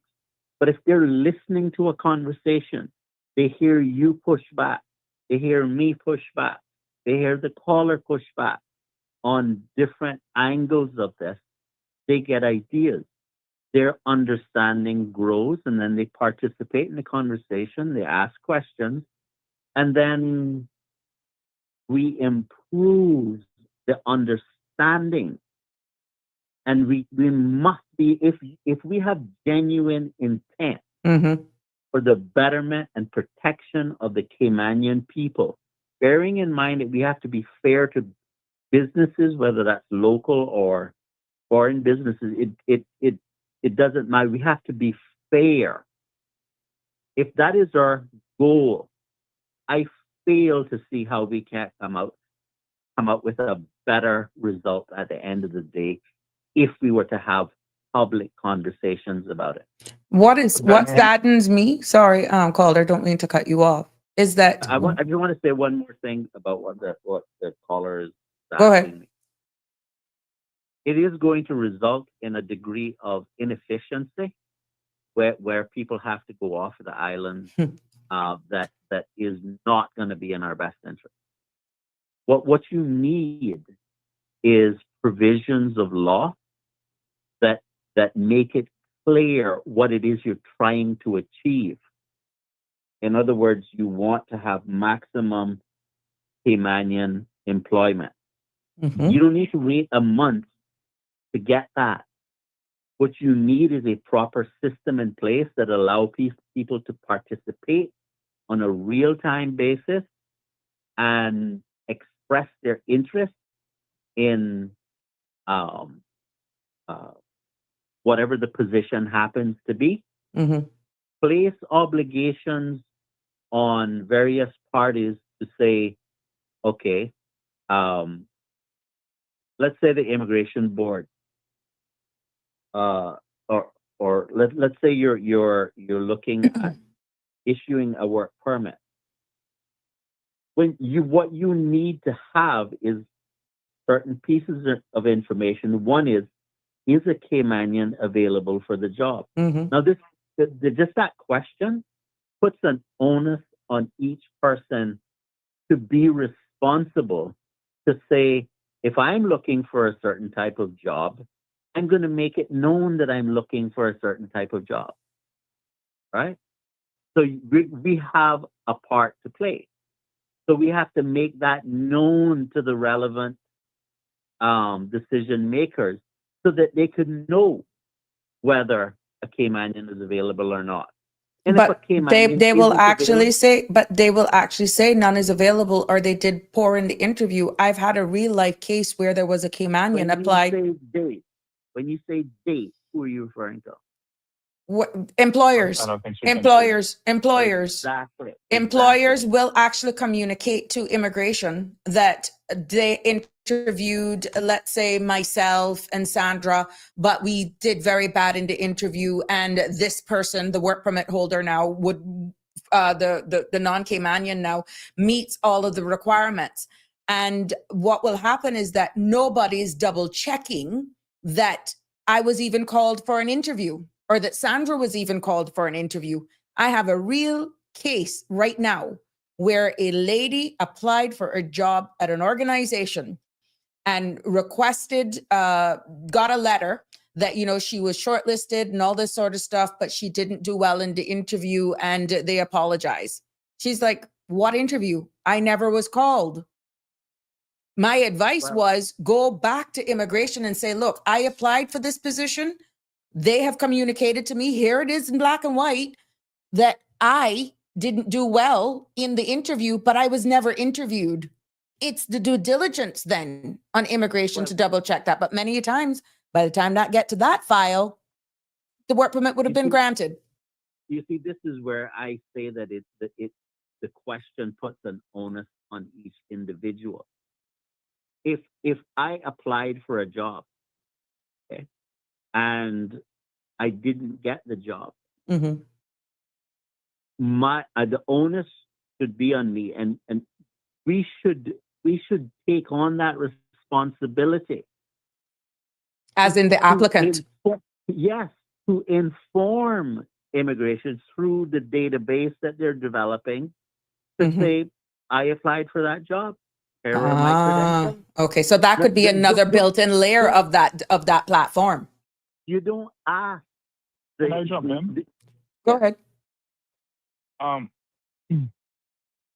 Tangent to what y'all are talking, right? One of the things that years ago, I saw an advertisement in the Cayman Compass, and I don't remember it word for word, but it went along something like this, right? Seeking X position, come in, must have a master's in underwater basket weaving, must be able to speak English, Spanish, French, Chinese, and Pakistani, must be proficient in this extremely specific computer program. Caymanians need only apply. Mm-hmm. Knowing Right. that now, okay, man, you can meet that requirement. Well, this my thing. And on the chart, let me put the pay, $20,000 a year, right? So on the offbeat that you do find a Caymanian who does have a master's in underwater basket weaving, can speak English, Spanish, French, Chinese, and Pakistani, who's willing out of desperation to take the $20,000 a year, right? They work them to the bone for whatever reason, frustrate the Caymanians, and then when they get who they really want to get for the position, take the position, they give them the Caymanian left, or we couldn't find any Caymanians. So we got now the person that we really want to come in, read work permit holder. Oh, well, you're doing a great job. We're going to up your salary from $20,000 to $60,000. Is there anybody who's tracking that? And is there anybody who's tracking these job descriptions? Nope. I can tell you that right now. Nope. Because all immigration has to do is they rely on the information that is declared in the work permit. There's nobody going in to spot check these things. So going back to Denny and what Denny is talking about, right? There needs to be a more robust system in place to weed out all of these inefficiencies. Well, I just want to say one thing. Part of okay. So you talk about the newspaper, right? A newspaper is just another version of Facebook. Facebook is another version of a WhatsApp message. It's just a chat. It's just an ability to post a message and reply to the message. That's the basic concept. The system should list the jobs that are available.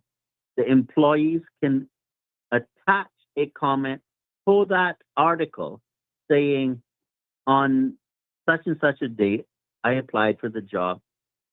Here are my credentials. Right? And so you get this thread, this conversation between the 15 people and the employer and immigration on that one ad. In other words, the information isn't scattered all over the place. So you're talking about complete transparency and centralization. It has to be transparent. It has to be public. Otherwise, you're not ever going to be able to address it. But callers, what do you say then with all of that transparency? Which one, Denny or Agree? No, both of you. If an organization definitely doesn't want to hire me because I have a target on my back, it doesn't matter what I say. And even for those persons who are feeling that they're being disenfranchised just because they're Caymanian, and you have this so-called system that gives openness and transparency, they actually become that vocal before they even get into that organization. You really think they're going to be welcomed? Okay, when you say target, because what do you mean? Meaning vocal. You're vocal. Why would, like, for example, would I want to hire Danny? That's it, because he's too vocal, he's too controversial. Would I want that type of personality? Because I've heard him on the various podcasts and chats, and boy, when he gets his fingers into something, I don't think I need, that doesn't suit our environment. And then when I have my business lunch with you, Sabrina, correct, business, and you said, boy, you don't want to hire that Denny. I don't want to hire, oh no. Let me tell you, people not even coming to me. Yes. Yeah. Yes. You know what the alternative to that is? What we already have. You see, it's either you're going to allow them to do it to you or you're not. So, Danny, what do you think then, right? I mean, because in reading the bill and, trying to mitigate some of what, like, talking about this tightening of the labor market in my head, like putting a mitigation in place for that, right? What are your thoughts on around this topic that we're talking about? Rewarding businesses that hire and train locals. So give fast track permit renewals to companies that have proven Caymanian training programs or promote locals into senior. Well, I think rather than take it to the town square. Mm-hmm. Okay, well, let's look at Sabrina's business, right? We see that Sabrina, oh yeah, she hired Alfred and trained Alfred. Now Alfred is on a senior role, and she hired Sandra, and Sandra's already in a senior role, and so here is a business owner who needs a work permit fast track for her, or work permit with fast track her because she's already proven. Mm-hmm. Like put little incentives in place rather than shame. Practically, how would fast tracking look like in your mind? What does that mean? Well, I don't know. I'm just throwing the idea out there. If it is a position that actually can hamper the operations in my business, maybe someone may have passed away, or they abruptly leave, or the relationship broken down to the point where it's irretrievably broken down and they can no longer work for me. And the role that they played was critical for the continuity of my business without interfering with my brand, with my service. Then that may be something that we may want to fast track.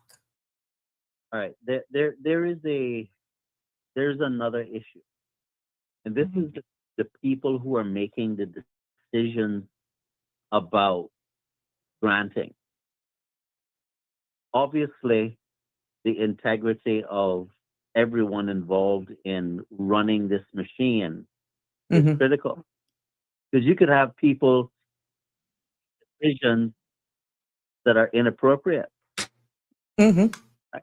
Right. So we have to think about how do you design a system that does not allow that to happen. Mm-hmm. And this is why transparency is important. You see, when you ask fast track, let me tell you what comes to my mind right off the bat.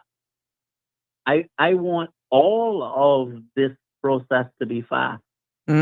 Which is what people are calling for, a better, efficient system.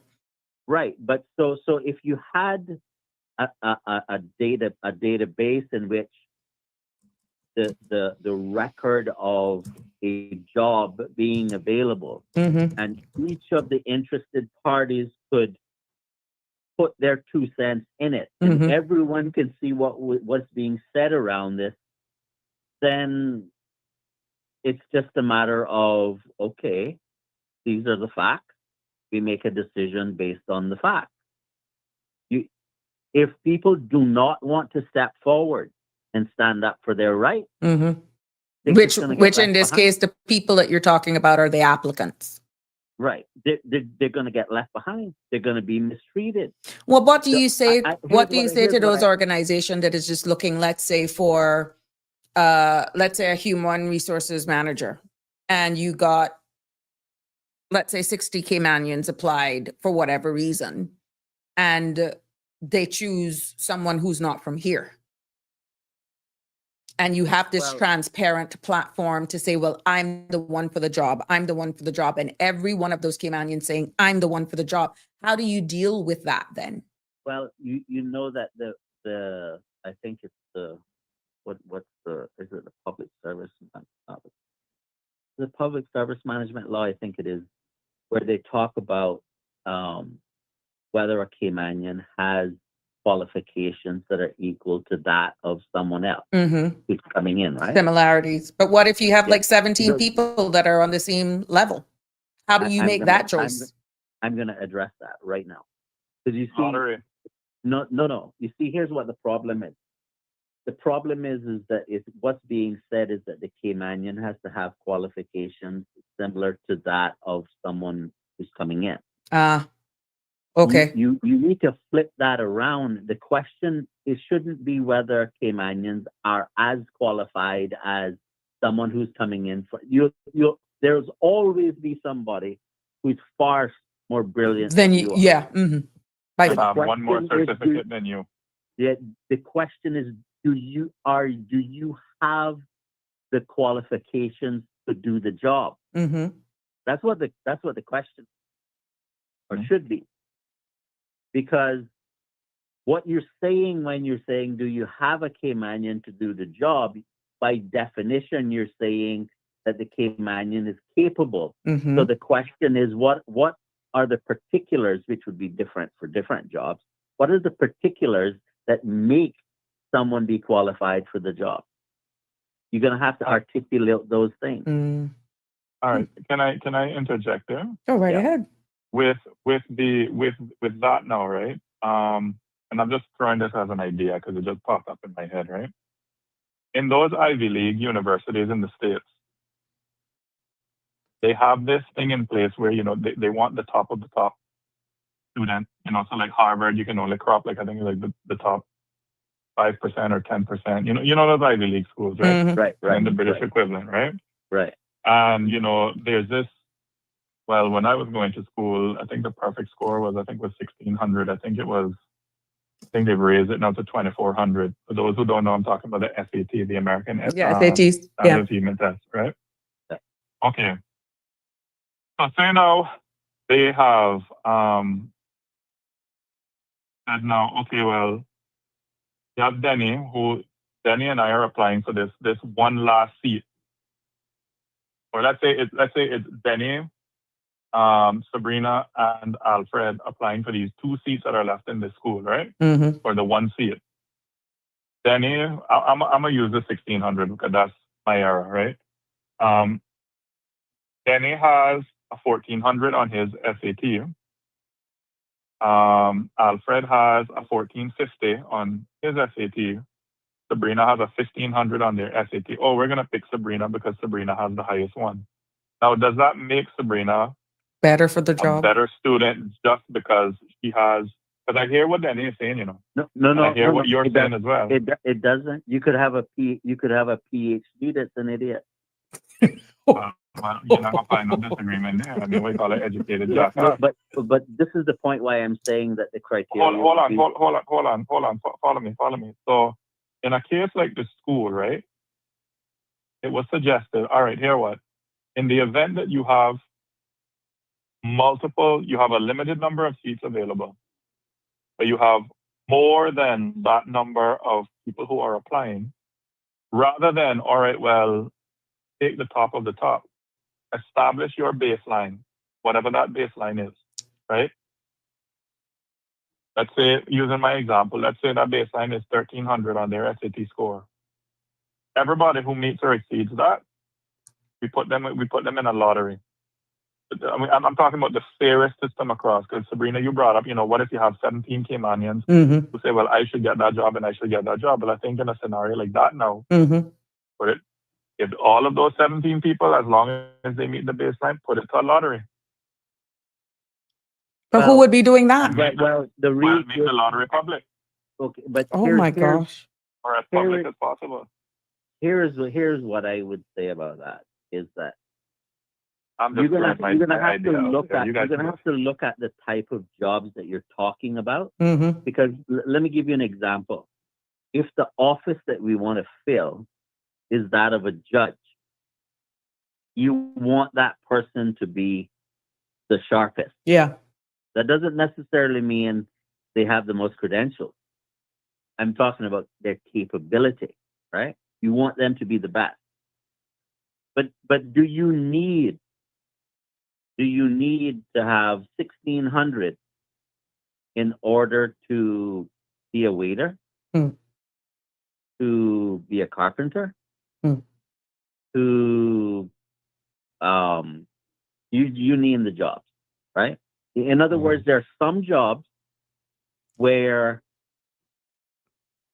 the brilliance of the individual is absolutely essential. And I'll just take one for example, a lawyer, right? You want a lawyer to be sharp, but that doesn't mean that because you're not the sharpest in the world that you can't bring Caymanians into the legal profession. You're going to have to train people. That's how you get sharp. We're not born with that intelligence. We acquire it through socialization, through etc. And so So you're talking more in investment in Caymanian upskilling. well, yes. And how much And generations have been left out? At least and 4. Caymanians need to take the initiative 4. to acquire skills. Like, I'll give you an example. I'll just make this very basic for a different level. Let's say you're talking about waiters, right? How you set a table, right? You might think of that as a basic skill, but That's huge. Your capability, your efficiency, your attention to detail could mean the difference between whether you get the job or your neighbor gets the job. Correct. Right? So it's not like bureaucrats can just like snap the finger and everything falls in place. Individuals have to play a part, take the initiative to inform themselves about what is necessary to be competitive. And because this is, I'm going to get off on something else here. When people think about work, they think, well, cost of living is high. I need to make a certain amount in order to live. So I want $15 an hour or $25 an hour. It doesn't necessarily work that way. In depending on the industry that you're in, it is determined by what the company can sell the finished product or service for. That is going to have a boundary on what they can pay you. I have a friend who runs a business locally, and I was talking to him about, how much to pay employees. And he said, if an employee come in and says, I want $1,000 an hour, he's not going to tell him to get out of his place. He's going to sit down and he's going to say, you show me. Justify it. Yeah, show me what you're going to do that is going to allow my business to be profitable if I pay you that amount. And if you can show me how my business will grow as a result of hiring you at that rate, I'll hire you. Because the truth of the matter is if let's just use bicycles. If you say, oh, I can assemble 4 bicycles an hour, and the owner of the business says, well, that's acceptable for me to be profitable, you'll get hired. But if the business needs 10 bicycles assembled an hour, and you can only assemble 4, they're going to hire someone who can assemble 10. And it's not because the employer thinks that you need $15 or $25 an hour to afford the living. The business owner needs the business to actually be profitable. Which is why they're wanting the highest skill set that could justify. Yeah. They're looking for deliverables. The individual then needs to say to themselves, what do I bring to the table? How can I sharpen my skills? Yeah. Exactly. It isn't just us coming up with a couple of brilliant ideas about how to make this all work, because the truth of the matter is that each party in this system has a part to play, and it's a competition, and may the best man win, right? Can I be devil's advocate for a second? Yeah. Be the devil pro bono. What happens then when reality strikes and we realize that our country has grown and we have just failed to equip our people in order to hold some of these jobs and in order to for the higher positions, that means. And there's really, like what I said, 3 to 4 generations that has been impacted because we have grown so fast that we're not able to equip and skill, have the necessary policies and legislation in place that protected what we're asking for our Caymanians now to be able to hold those key positions. Which leaders are going to be the one to say, look, we got it wrong, but it stops and it's going to start here now? At some point, you gotta have to own up to it that we have missed the mark by at least 3 to 4 generations. Well, I noticed that you're referring to the past, right? But I want to talk about the present and the future a little bit, because it's on the same level of what you're talking about, just in a different tent. But they're the ones now that are saying we need immigration reform because I need to get out of this dishwashing job. I need to be able to sit in the concierge desk when all I'm equipped to do is to go ahead. I don't want to take away. I will wrap them all into my final comment. Go ahead. The government is telling us right now that we need to do AI. Talk it. I've paid attention to what is happening with AI, not just today, for a while. And what they say is that it'll give us more jobs in the final analysis. In other words, some people will lose their jobs, but we'll end up with more jobs and just different things. We'll be doing different things. Well, they tell us that we should learn programming as an example. But they're building AI to do the programming. It's for you to log on to those courses now and upskill yourself so that you are marketable when the next phase rolled in. Yeah, but you're not going to be programming because AI is going to take the programming job from you. So what's 3 steps ahead? And here's what's going to happen. We will have more jobs for sure, but those will be lower skilled jobs. Okay, the AI will run itself eventually. So what will happen is the type of jobs we will be doing is like the things that the machines don't do that well yet, right? And in other words, you heard this concept, universal basic income? Yes. That is for all the persons that are displaced and can't be upskilled. Then they give them an X amount of money to survive, which is automatically pigeonholing them. I use a different word. I call it the bribe. Because here's how the bribe is going to work. You now have a good high-paying job. Let's say you're a paralegal. AI is coming for your job. Okay? And the question is, how about we strike a deal? The deal is that you go home, you don't have to work, and we pay you a universal basic income. Now, the operative word in this is basic, because it is a bribe for you to give up your job, your good paying job. I understand that some of these things are going to happen, whether we like it or not. Right? And under no illusion. I'm just saying that that's step number 1. So you might be thinking in your mind, oh, I'll take this income. I don't have to work. I get paid. I get to, eat and everything while this machine do what I used to do. Making my life easier. I can relax. Except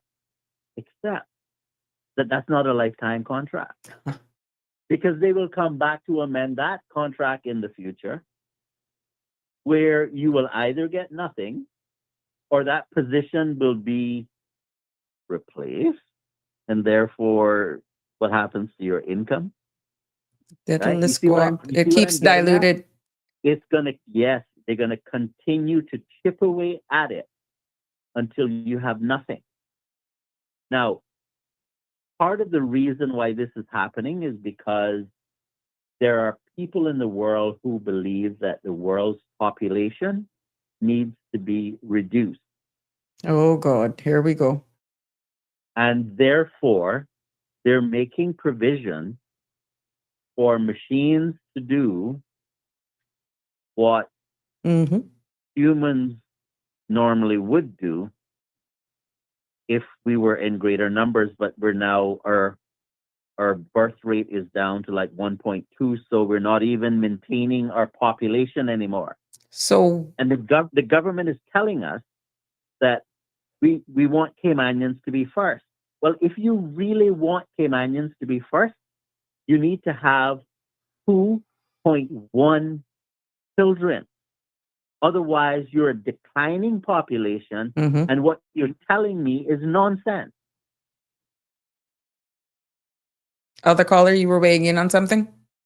Well, I just wanted to Denny's point about the AI, the artificial intelligence. I'm no expert by any stretch of the imagination, right? But I think tying into Denny's point, a good general rule is that jobs that make people feel things are, in the age of artificial intelligence, are going to be much safer than jobs that simply involve making or doing, right?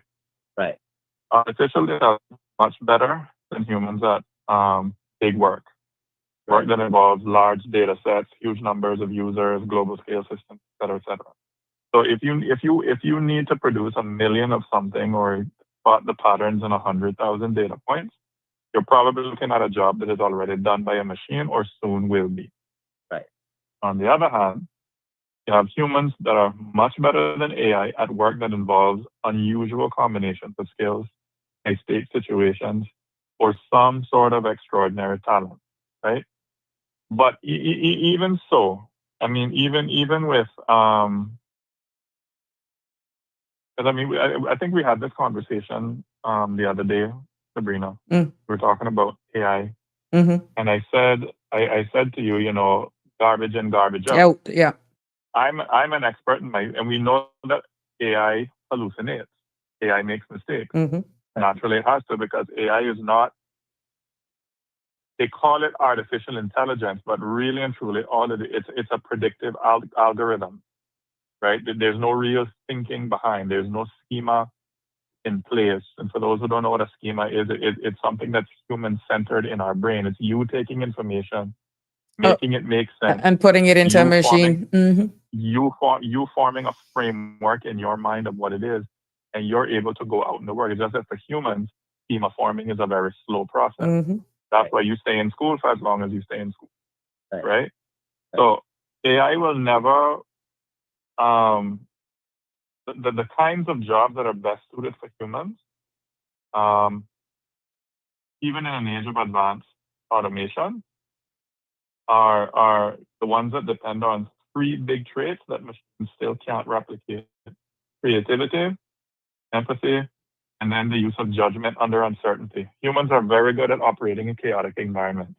Machines are not. Machines have to have very strict sort of Didactic parameters in place almost. in order to, Mm-hmm. They're operate, working right? on that though. Well, you'll never be able, because even with artificial intelligence, though, I mean, humans are the ones who create knowledge, not machines. Yeah, but like for example, the reason why they hallucinate is the imperfection in that prediction that you're referring to, right? Because Mhm. what we have right now in terms of AI is not Nowhere close to. it's not the AGI, right? Mhm. It's what it is it's looking at documents that exist, Mm-hmm. and it's extracting from those documents things that it believes is relevant to what you want to do, right? Mhm. Now, think about the consequences of that. What if the documents that it's extracting stuff from says something like all Caymanians should be killed, and you're asking it, what should we do with Caymanians? You have to understand that AI will have a bias based upon the author of the document it's referencing. And so when you hear people talking about regulating AI, well, you could put racism in documents and AI will reinforce it. The AI is not going to say, no, that's not right, unless you have some specific governance algorithm that when it sees a certain thing, parameters to shut it down. Yeah. It decides how to handle that. But guess what? Someone with the bias has to tell it that too. Right. Who decides who put the parameters in place and what's their agenda? Yeah. Right. And so where we're going to find ourselves, because you see what's actually happening to us is we're moving in a direction in which you don't have to get on a sail ship with cannons and muskets and sail across the ocean and conquer people anymore. Where digital technology is going, the elite of the elite around the world will be able to, in real time, control your life and my life.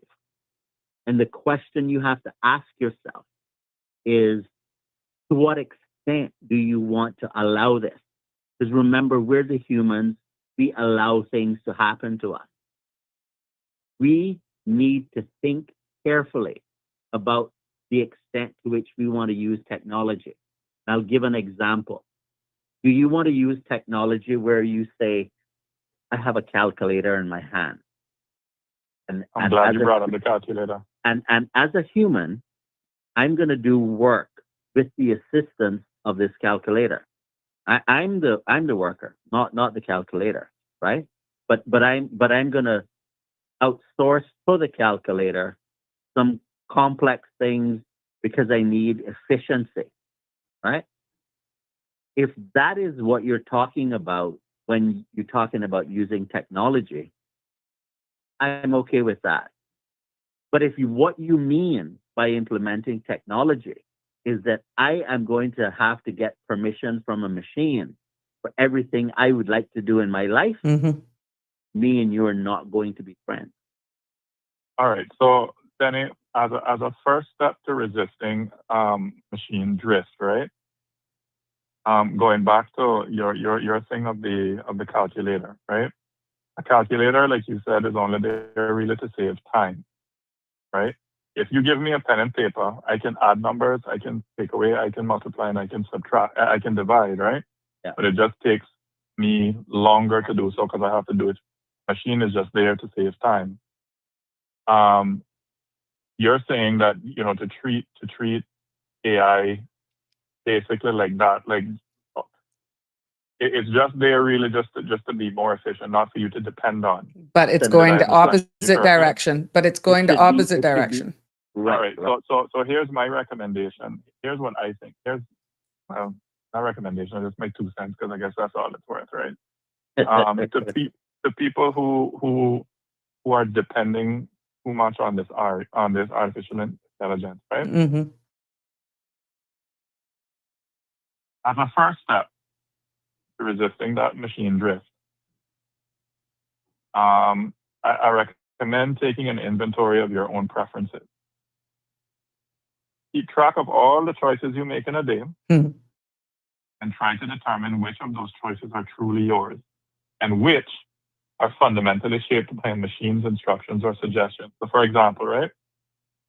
Do you buy the same brand of dog food every month because it's what Amazon recommended to you or the algorithm recommended to you? Or is it because your dog actually likes it? Right. Does the route you take to work reflect your idea of a good commute or Google Maps idea of the optimally efficient shorter version, less traffic? Would you take that hike, wear that jacket, loudly state a political position if there were no likes, views, or retweets hanging in the balance? If it was only about you, who you are, and what would bring you the most pleasure and fulfillment, right? And I think once people start teasing apart their own preferences and their values and their priorities, right, you're going to see a shift in thinking. My plea to everybody out there, to Denny's point, in the age of artificial intelligence, do not depend too much on these machines, right? Think for yourself. Don't just take. Sorry. Yeah. Let me get off my soapbox. Go ahead. No, I wasn't going to say anything. I was just listening to you. Oh, well, I'm more interested in hearing your thoughts. Well, when, like, say, so even what you just said there requires a little bit of caveat, right? Because you're going to have to be told by machines to some extent what to do. But I agree with what you just said entirely. I would just specify that if the stoplight turns red, I recommend you take the instruction. Right? That's a machine. It's intelligence that's controlling a system for the purposes of safety. So outside of that is what you're referring to, where, let's say, all right, so you're talking about the calculator, right? You can't use the calculator if you don't know the formulas, right? It's useless to you. So there's a part that we all have to play. Do not think that you'll just be able to say to AI, do this for me. I don't need to understand anything, because what that will do it will dumb down What your entire intent, population right? to a point at which we would be useless. Yep. And it can lead to nihilism too. That's right. Yep. I mean, I'll just give you a very simple example. When I was thinking about getting a piece of land to build on, one of the pieces of advice that my grandmother gave me was, she said, wait until it rains, then you go look for the piece of land. If you're not thinking, if you're not thinking, you're going to lose basic wisdom like that. Okay, and you're going to become a slave to the device that you think is superior. And at that point, our society will be in serious trouble, because the people who would wish to dominate, control, and replace us, they're not going to dumb themselves down in that way. Okay? They're going to make sure that they understand the skills, the wisdom and knowledge themselves, and be able to apply it outside of the machine. Right. And that is not to say that you shouldn't use AI. I'm not trying to suggest that you shouldn't. I'm just trying to caution people not to allow themselves to be dumbed down. Like totally reliant on it, where you can't even think for your own self. And it takes a bit of both things, working smarter, not harder, but not totally dependent on everything AI as well. But gentlemen, this discussion has been very good. I wanted to throw in another thing here in regards to the immigration reform that you all were alluding to. What happens then when persons who Caymanian business who are seeking for someone to fill a role, right? And they have done everything for the 21 days, or advertised, placed in the newspaper, logged it on this website, and no one applies. And they have a contract that is about to, they're going to be in breach of that contract because they don't have the skill sets there. They can justify Caymanians are not applying, right? What do they do then when they're waiting for a system and they're entered into a contract that could cost them money? They could get a lawsuit. What happens with a system this rigid?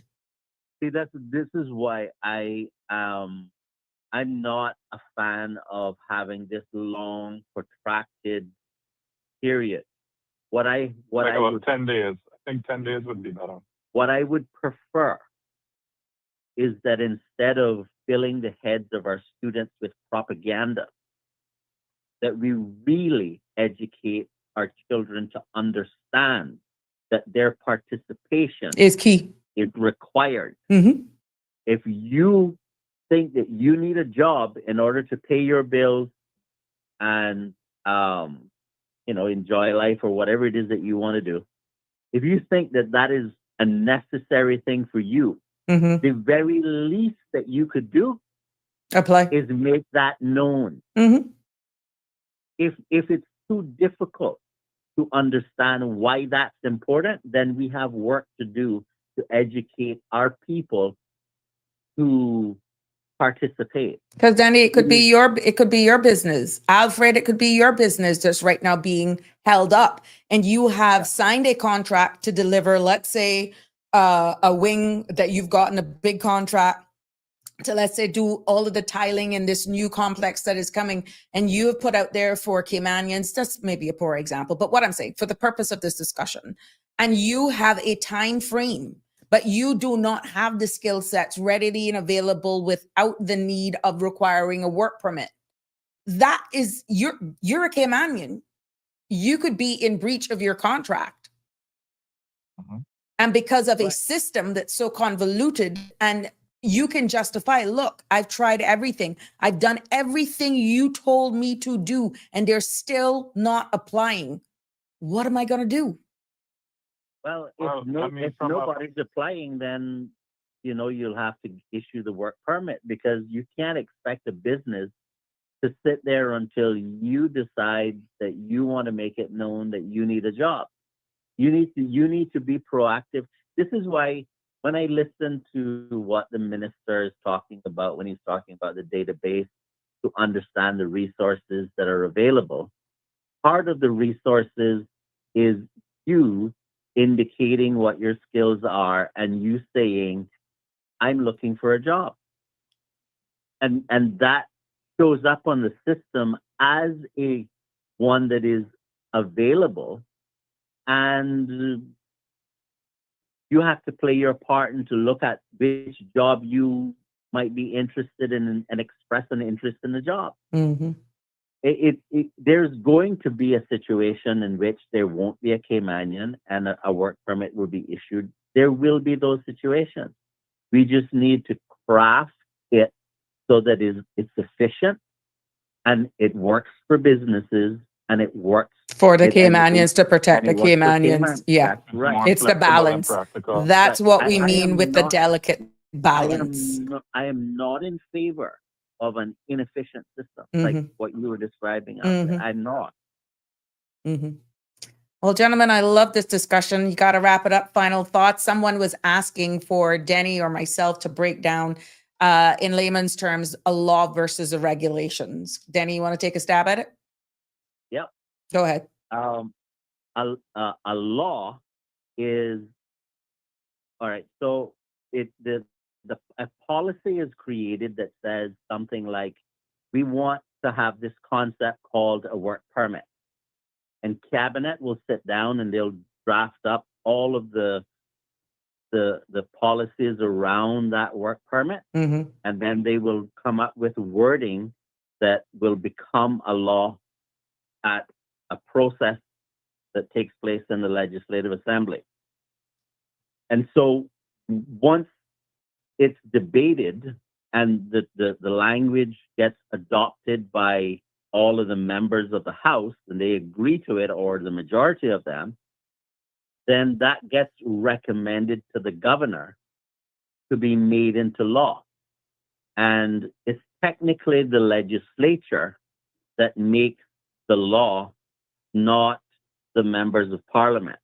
And what legislature means is not the building, but just an abstract concept of the MPs plus the governor agreeing on something. That is the look in section, I think it's 59 of the Constitution. Read what it says about the legislature. It's the MPs and the governor.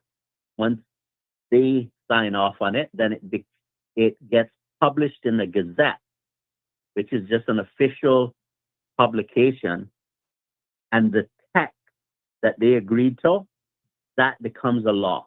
And a law is just another term like a contract. We agree that this is what the terms are going to be. A regulation is essentially the same as a law, except in some instances, regulations can be agreed to in the parliament, or they can just be made in cabinet. It just depends on what is required. Like, so they might say these regulations are too important to leave to cabinet. We want you to take them to the House so that the House could agree on them, right? But in essence, whether it's a law or a regulation, it is just a text that we agree that this would be the rule. So pretty And- much a law is a Can I take a stab foundation. at it? Go ahead. Can I take a stab at it? All right. They say when you're explaining things, explain it so that even a 5-year-old can understand, right? All right. So imagine the parliament is like your mommy and your daddy setting the big house rules, right? Yeah. Yeah. So they make a rule like this. Nobody can swim after dark. Right. That's the law. It's the big general rule that everybody in the house or in the country has to follow. Right. In Cayman, laws are made by parliament. They go through the readings, they go through debates, they vote on them, and then once the governor signs them, they become part of the Cayman Islands laws. So Immigration Act, Labor Act, Education Act, Regulations are the details that your parents give you afterwards so that you understand how the big rule works. So mommy might say to you, you can't swim after dark. That means no going in the pool after 7 p.m. And if you do, you lose TV time. So those little details, like what time, what happens if you break the rules, Is the are the regulations.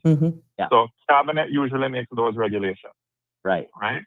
So cabinet, the law gives cabinet permission to fill in the details. So what the fees are, how do you apply something? Cabinet what makes the documents you law. The need. regulation is the operation. It's usually the government agencies Right. explain it. Right. So an easy way to remember the difference for the person who asked the question, tell you what you must or must not do. Regulations tell you how to do How it. to do it. Yeah. Like, for example, a traffic. The law says, the traffic law says you must register your vehicle.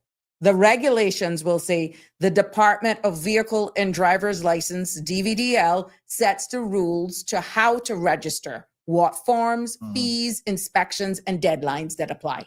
So that's the difference between the law and the regulations. And I'll add one more. That was good. I'll add one more thing to it. The policies that cabinet make up that become law, that they're contained in what is called a bill. Right. And the way you refer to the sections of a bill or the paragraphs in the bill is you call those clauses. And when the bill becomes a law, it changes from a clause To a section. to a section. And when you're referring to a regulation that's made by cabinet, for example, it's not a clause or a section, it's a regulation. Regulation. So you say regulation 1 for regulations, section 1 for laws, and clause 1 for bills. Bills. So where we are right now in this discussion is a bill. So you'll hear cause. Correct. When it becomes law, then it becomes a section. When it is a regulation, then that's the operational arm, like the example I gave with the rules for licensing your vehicles, form, fees, inspections, and that's the regulations. And more on topic, regulation 6. You sickening thing, you. Gentlemen, it has been, I'm getting good feedback here. People are enjoying the discussions. I gave you all back the time lost for the little technical difficulties that we had in the background. But Denny, Alfred, thank you so much. This has been very informative. And Not bad for an open mic. Huh? no, not bad at all. But you see, things like this make an open mic. It makes an open mic. If the premier was present. Then it would not be a public consultation. Well, Well, no, you would moderate in such a way that we could have a conversation. There you go. Now We you could have- now you respect the role. You see, I allowed you to go at it and I jabbed it in for clarity. That's where what you call a safe space. I'm loving the fact that you all are understanding my role. And I was able to still add my little bit that brought more context and depth. So thank you for acknowledging that. And maybe let's put out the public invite. Anyone who's willing to come on this, elected, not, I mean, that's what this is all about. And Denny, you said it well. It is spaces like this that we need to have these conversations that should this thing, well, not should, this thing needs to be slowed down. Let's have those conversations here. The numbers have held tonight as well. So that proves a lot. That says a lot about our audience. I think we can have make significant progress in coming to a better consensus on what we want to do with the immigration law if we have genuine public discussion on the topic. Correct. This particular, this and any public consultation, especially when legislation is going to be impacted and something as emotive as immigration reform, egos should be put aside. There shouldn't be no egos at play here. And public discussions like this, no one should feel less when they're asking their questions, and they should feel as though it's inviting, because these, whatever becomes law, if this actually goes through, is going to impact every one of us. And it could have long lasting implications. It will, not could, it will. It will. Yeah. A commenter saying, as far as they remember, when you asked at the town hall meeting about regulations, and the chief officer Wesley said didn't have them for presentation at the time. Yeah. You had asked. Yeah, but what needs to be focused on that comment is when he says ready, he doesn't mean ready to share with the public, because normally they don't share those with the public. Correct. So you can't infer that he meant ready to show us. What he meant was ready for them, not for us. Well, But maybe you see, and what I'm asking about for public is that digestion. that's right. Because just like Alfred just brilliantly broke it down in the family context about that you cannot understand the rules if you don't know what they are. Correct. And those rules are in the regulation. So we need to know what they are in order to say, well, yeah, I agree with those, or no, I disagree. I think this one should change. I think this one would work better if we tweaked it in this way. Yeah. And the reason why this needs to be a public conversation is because the public will be listening to us give our suggestions about what we think it ought to say. And they will say, but have you considered this?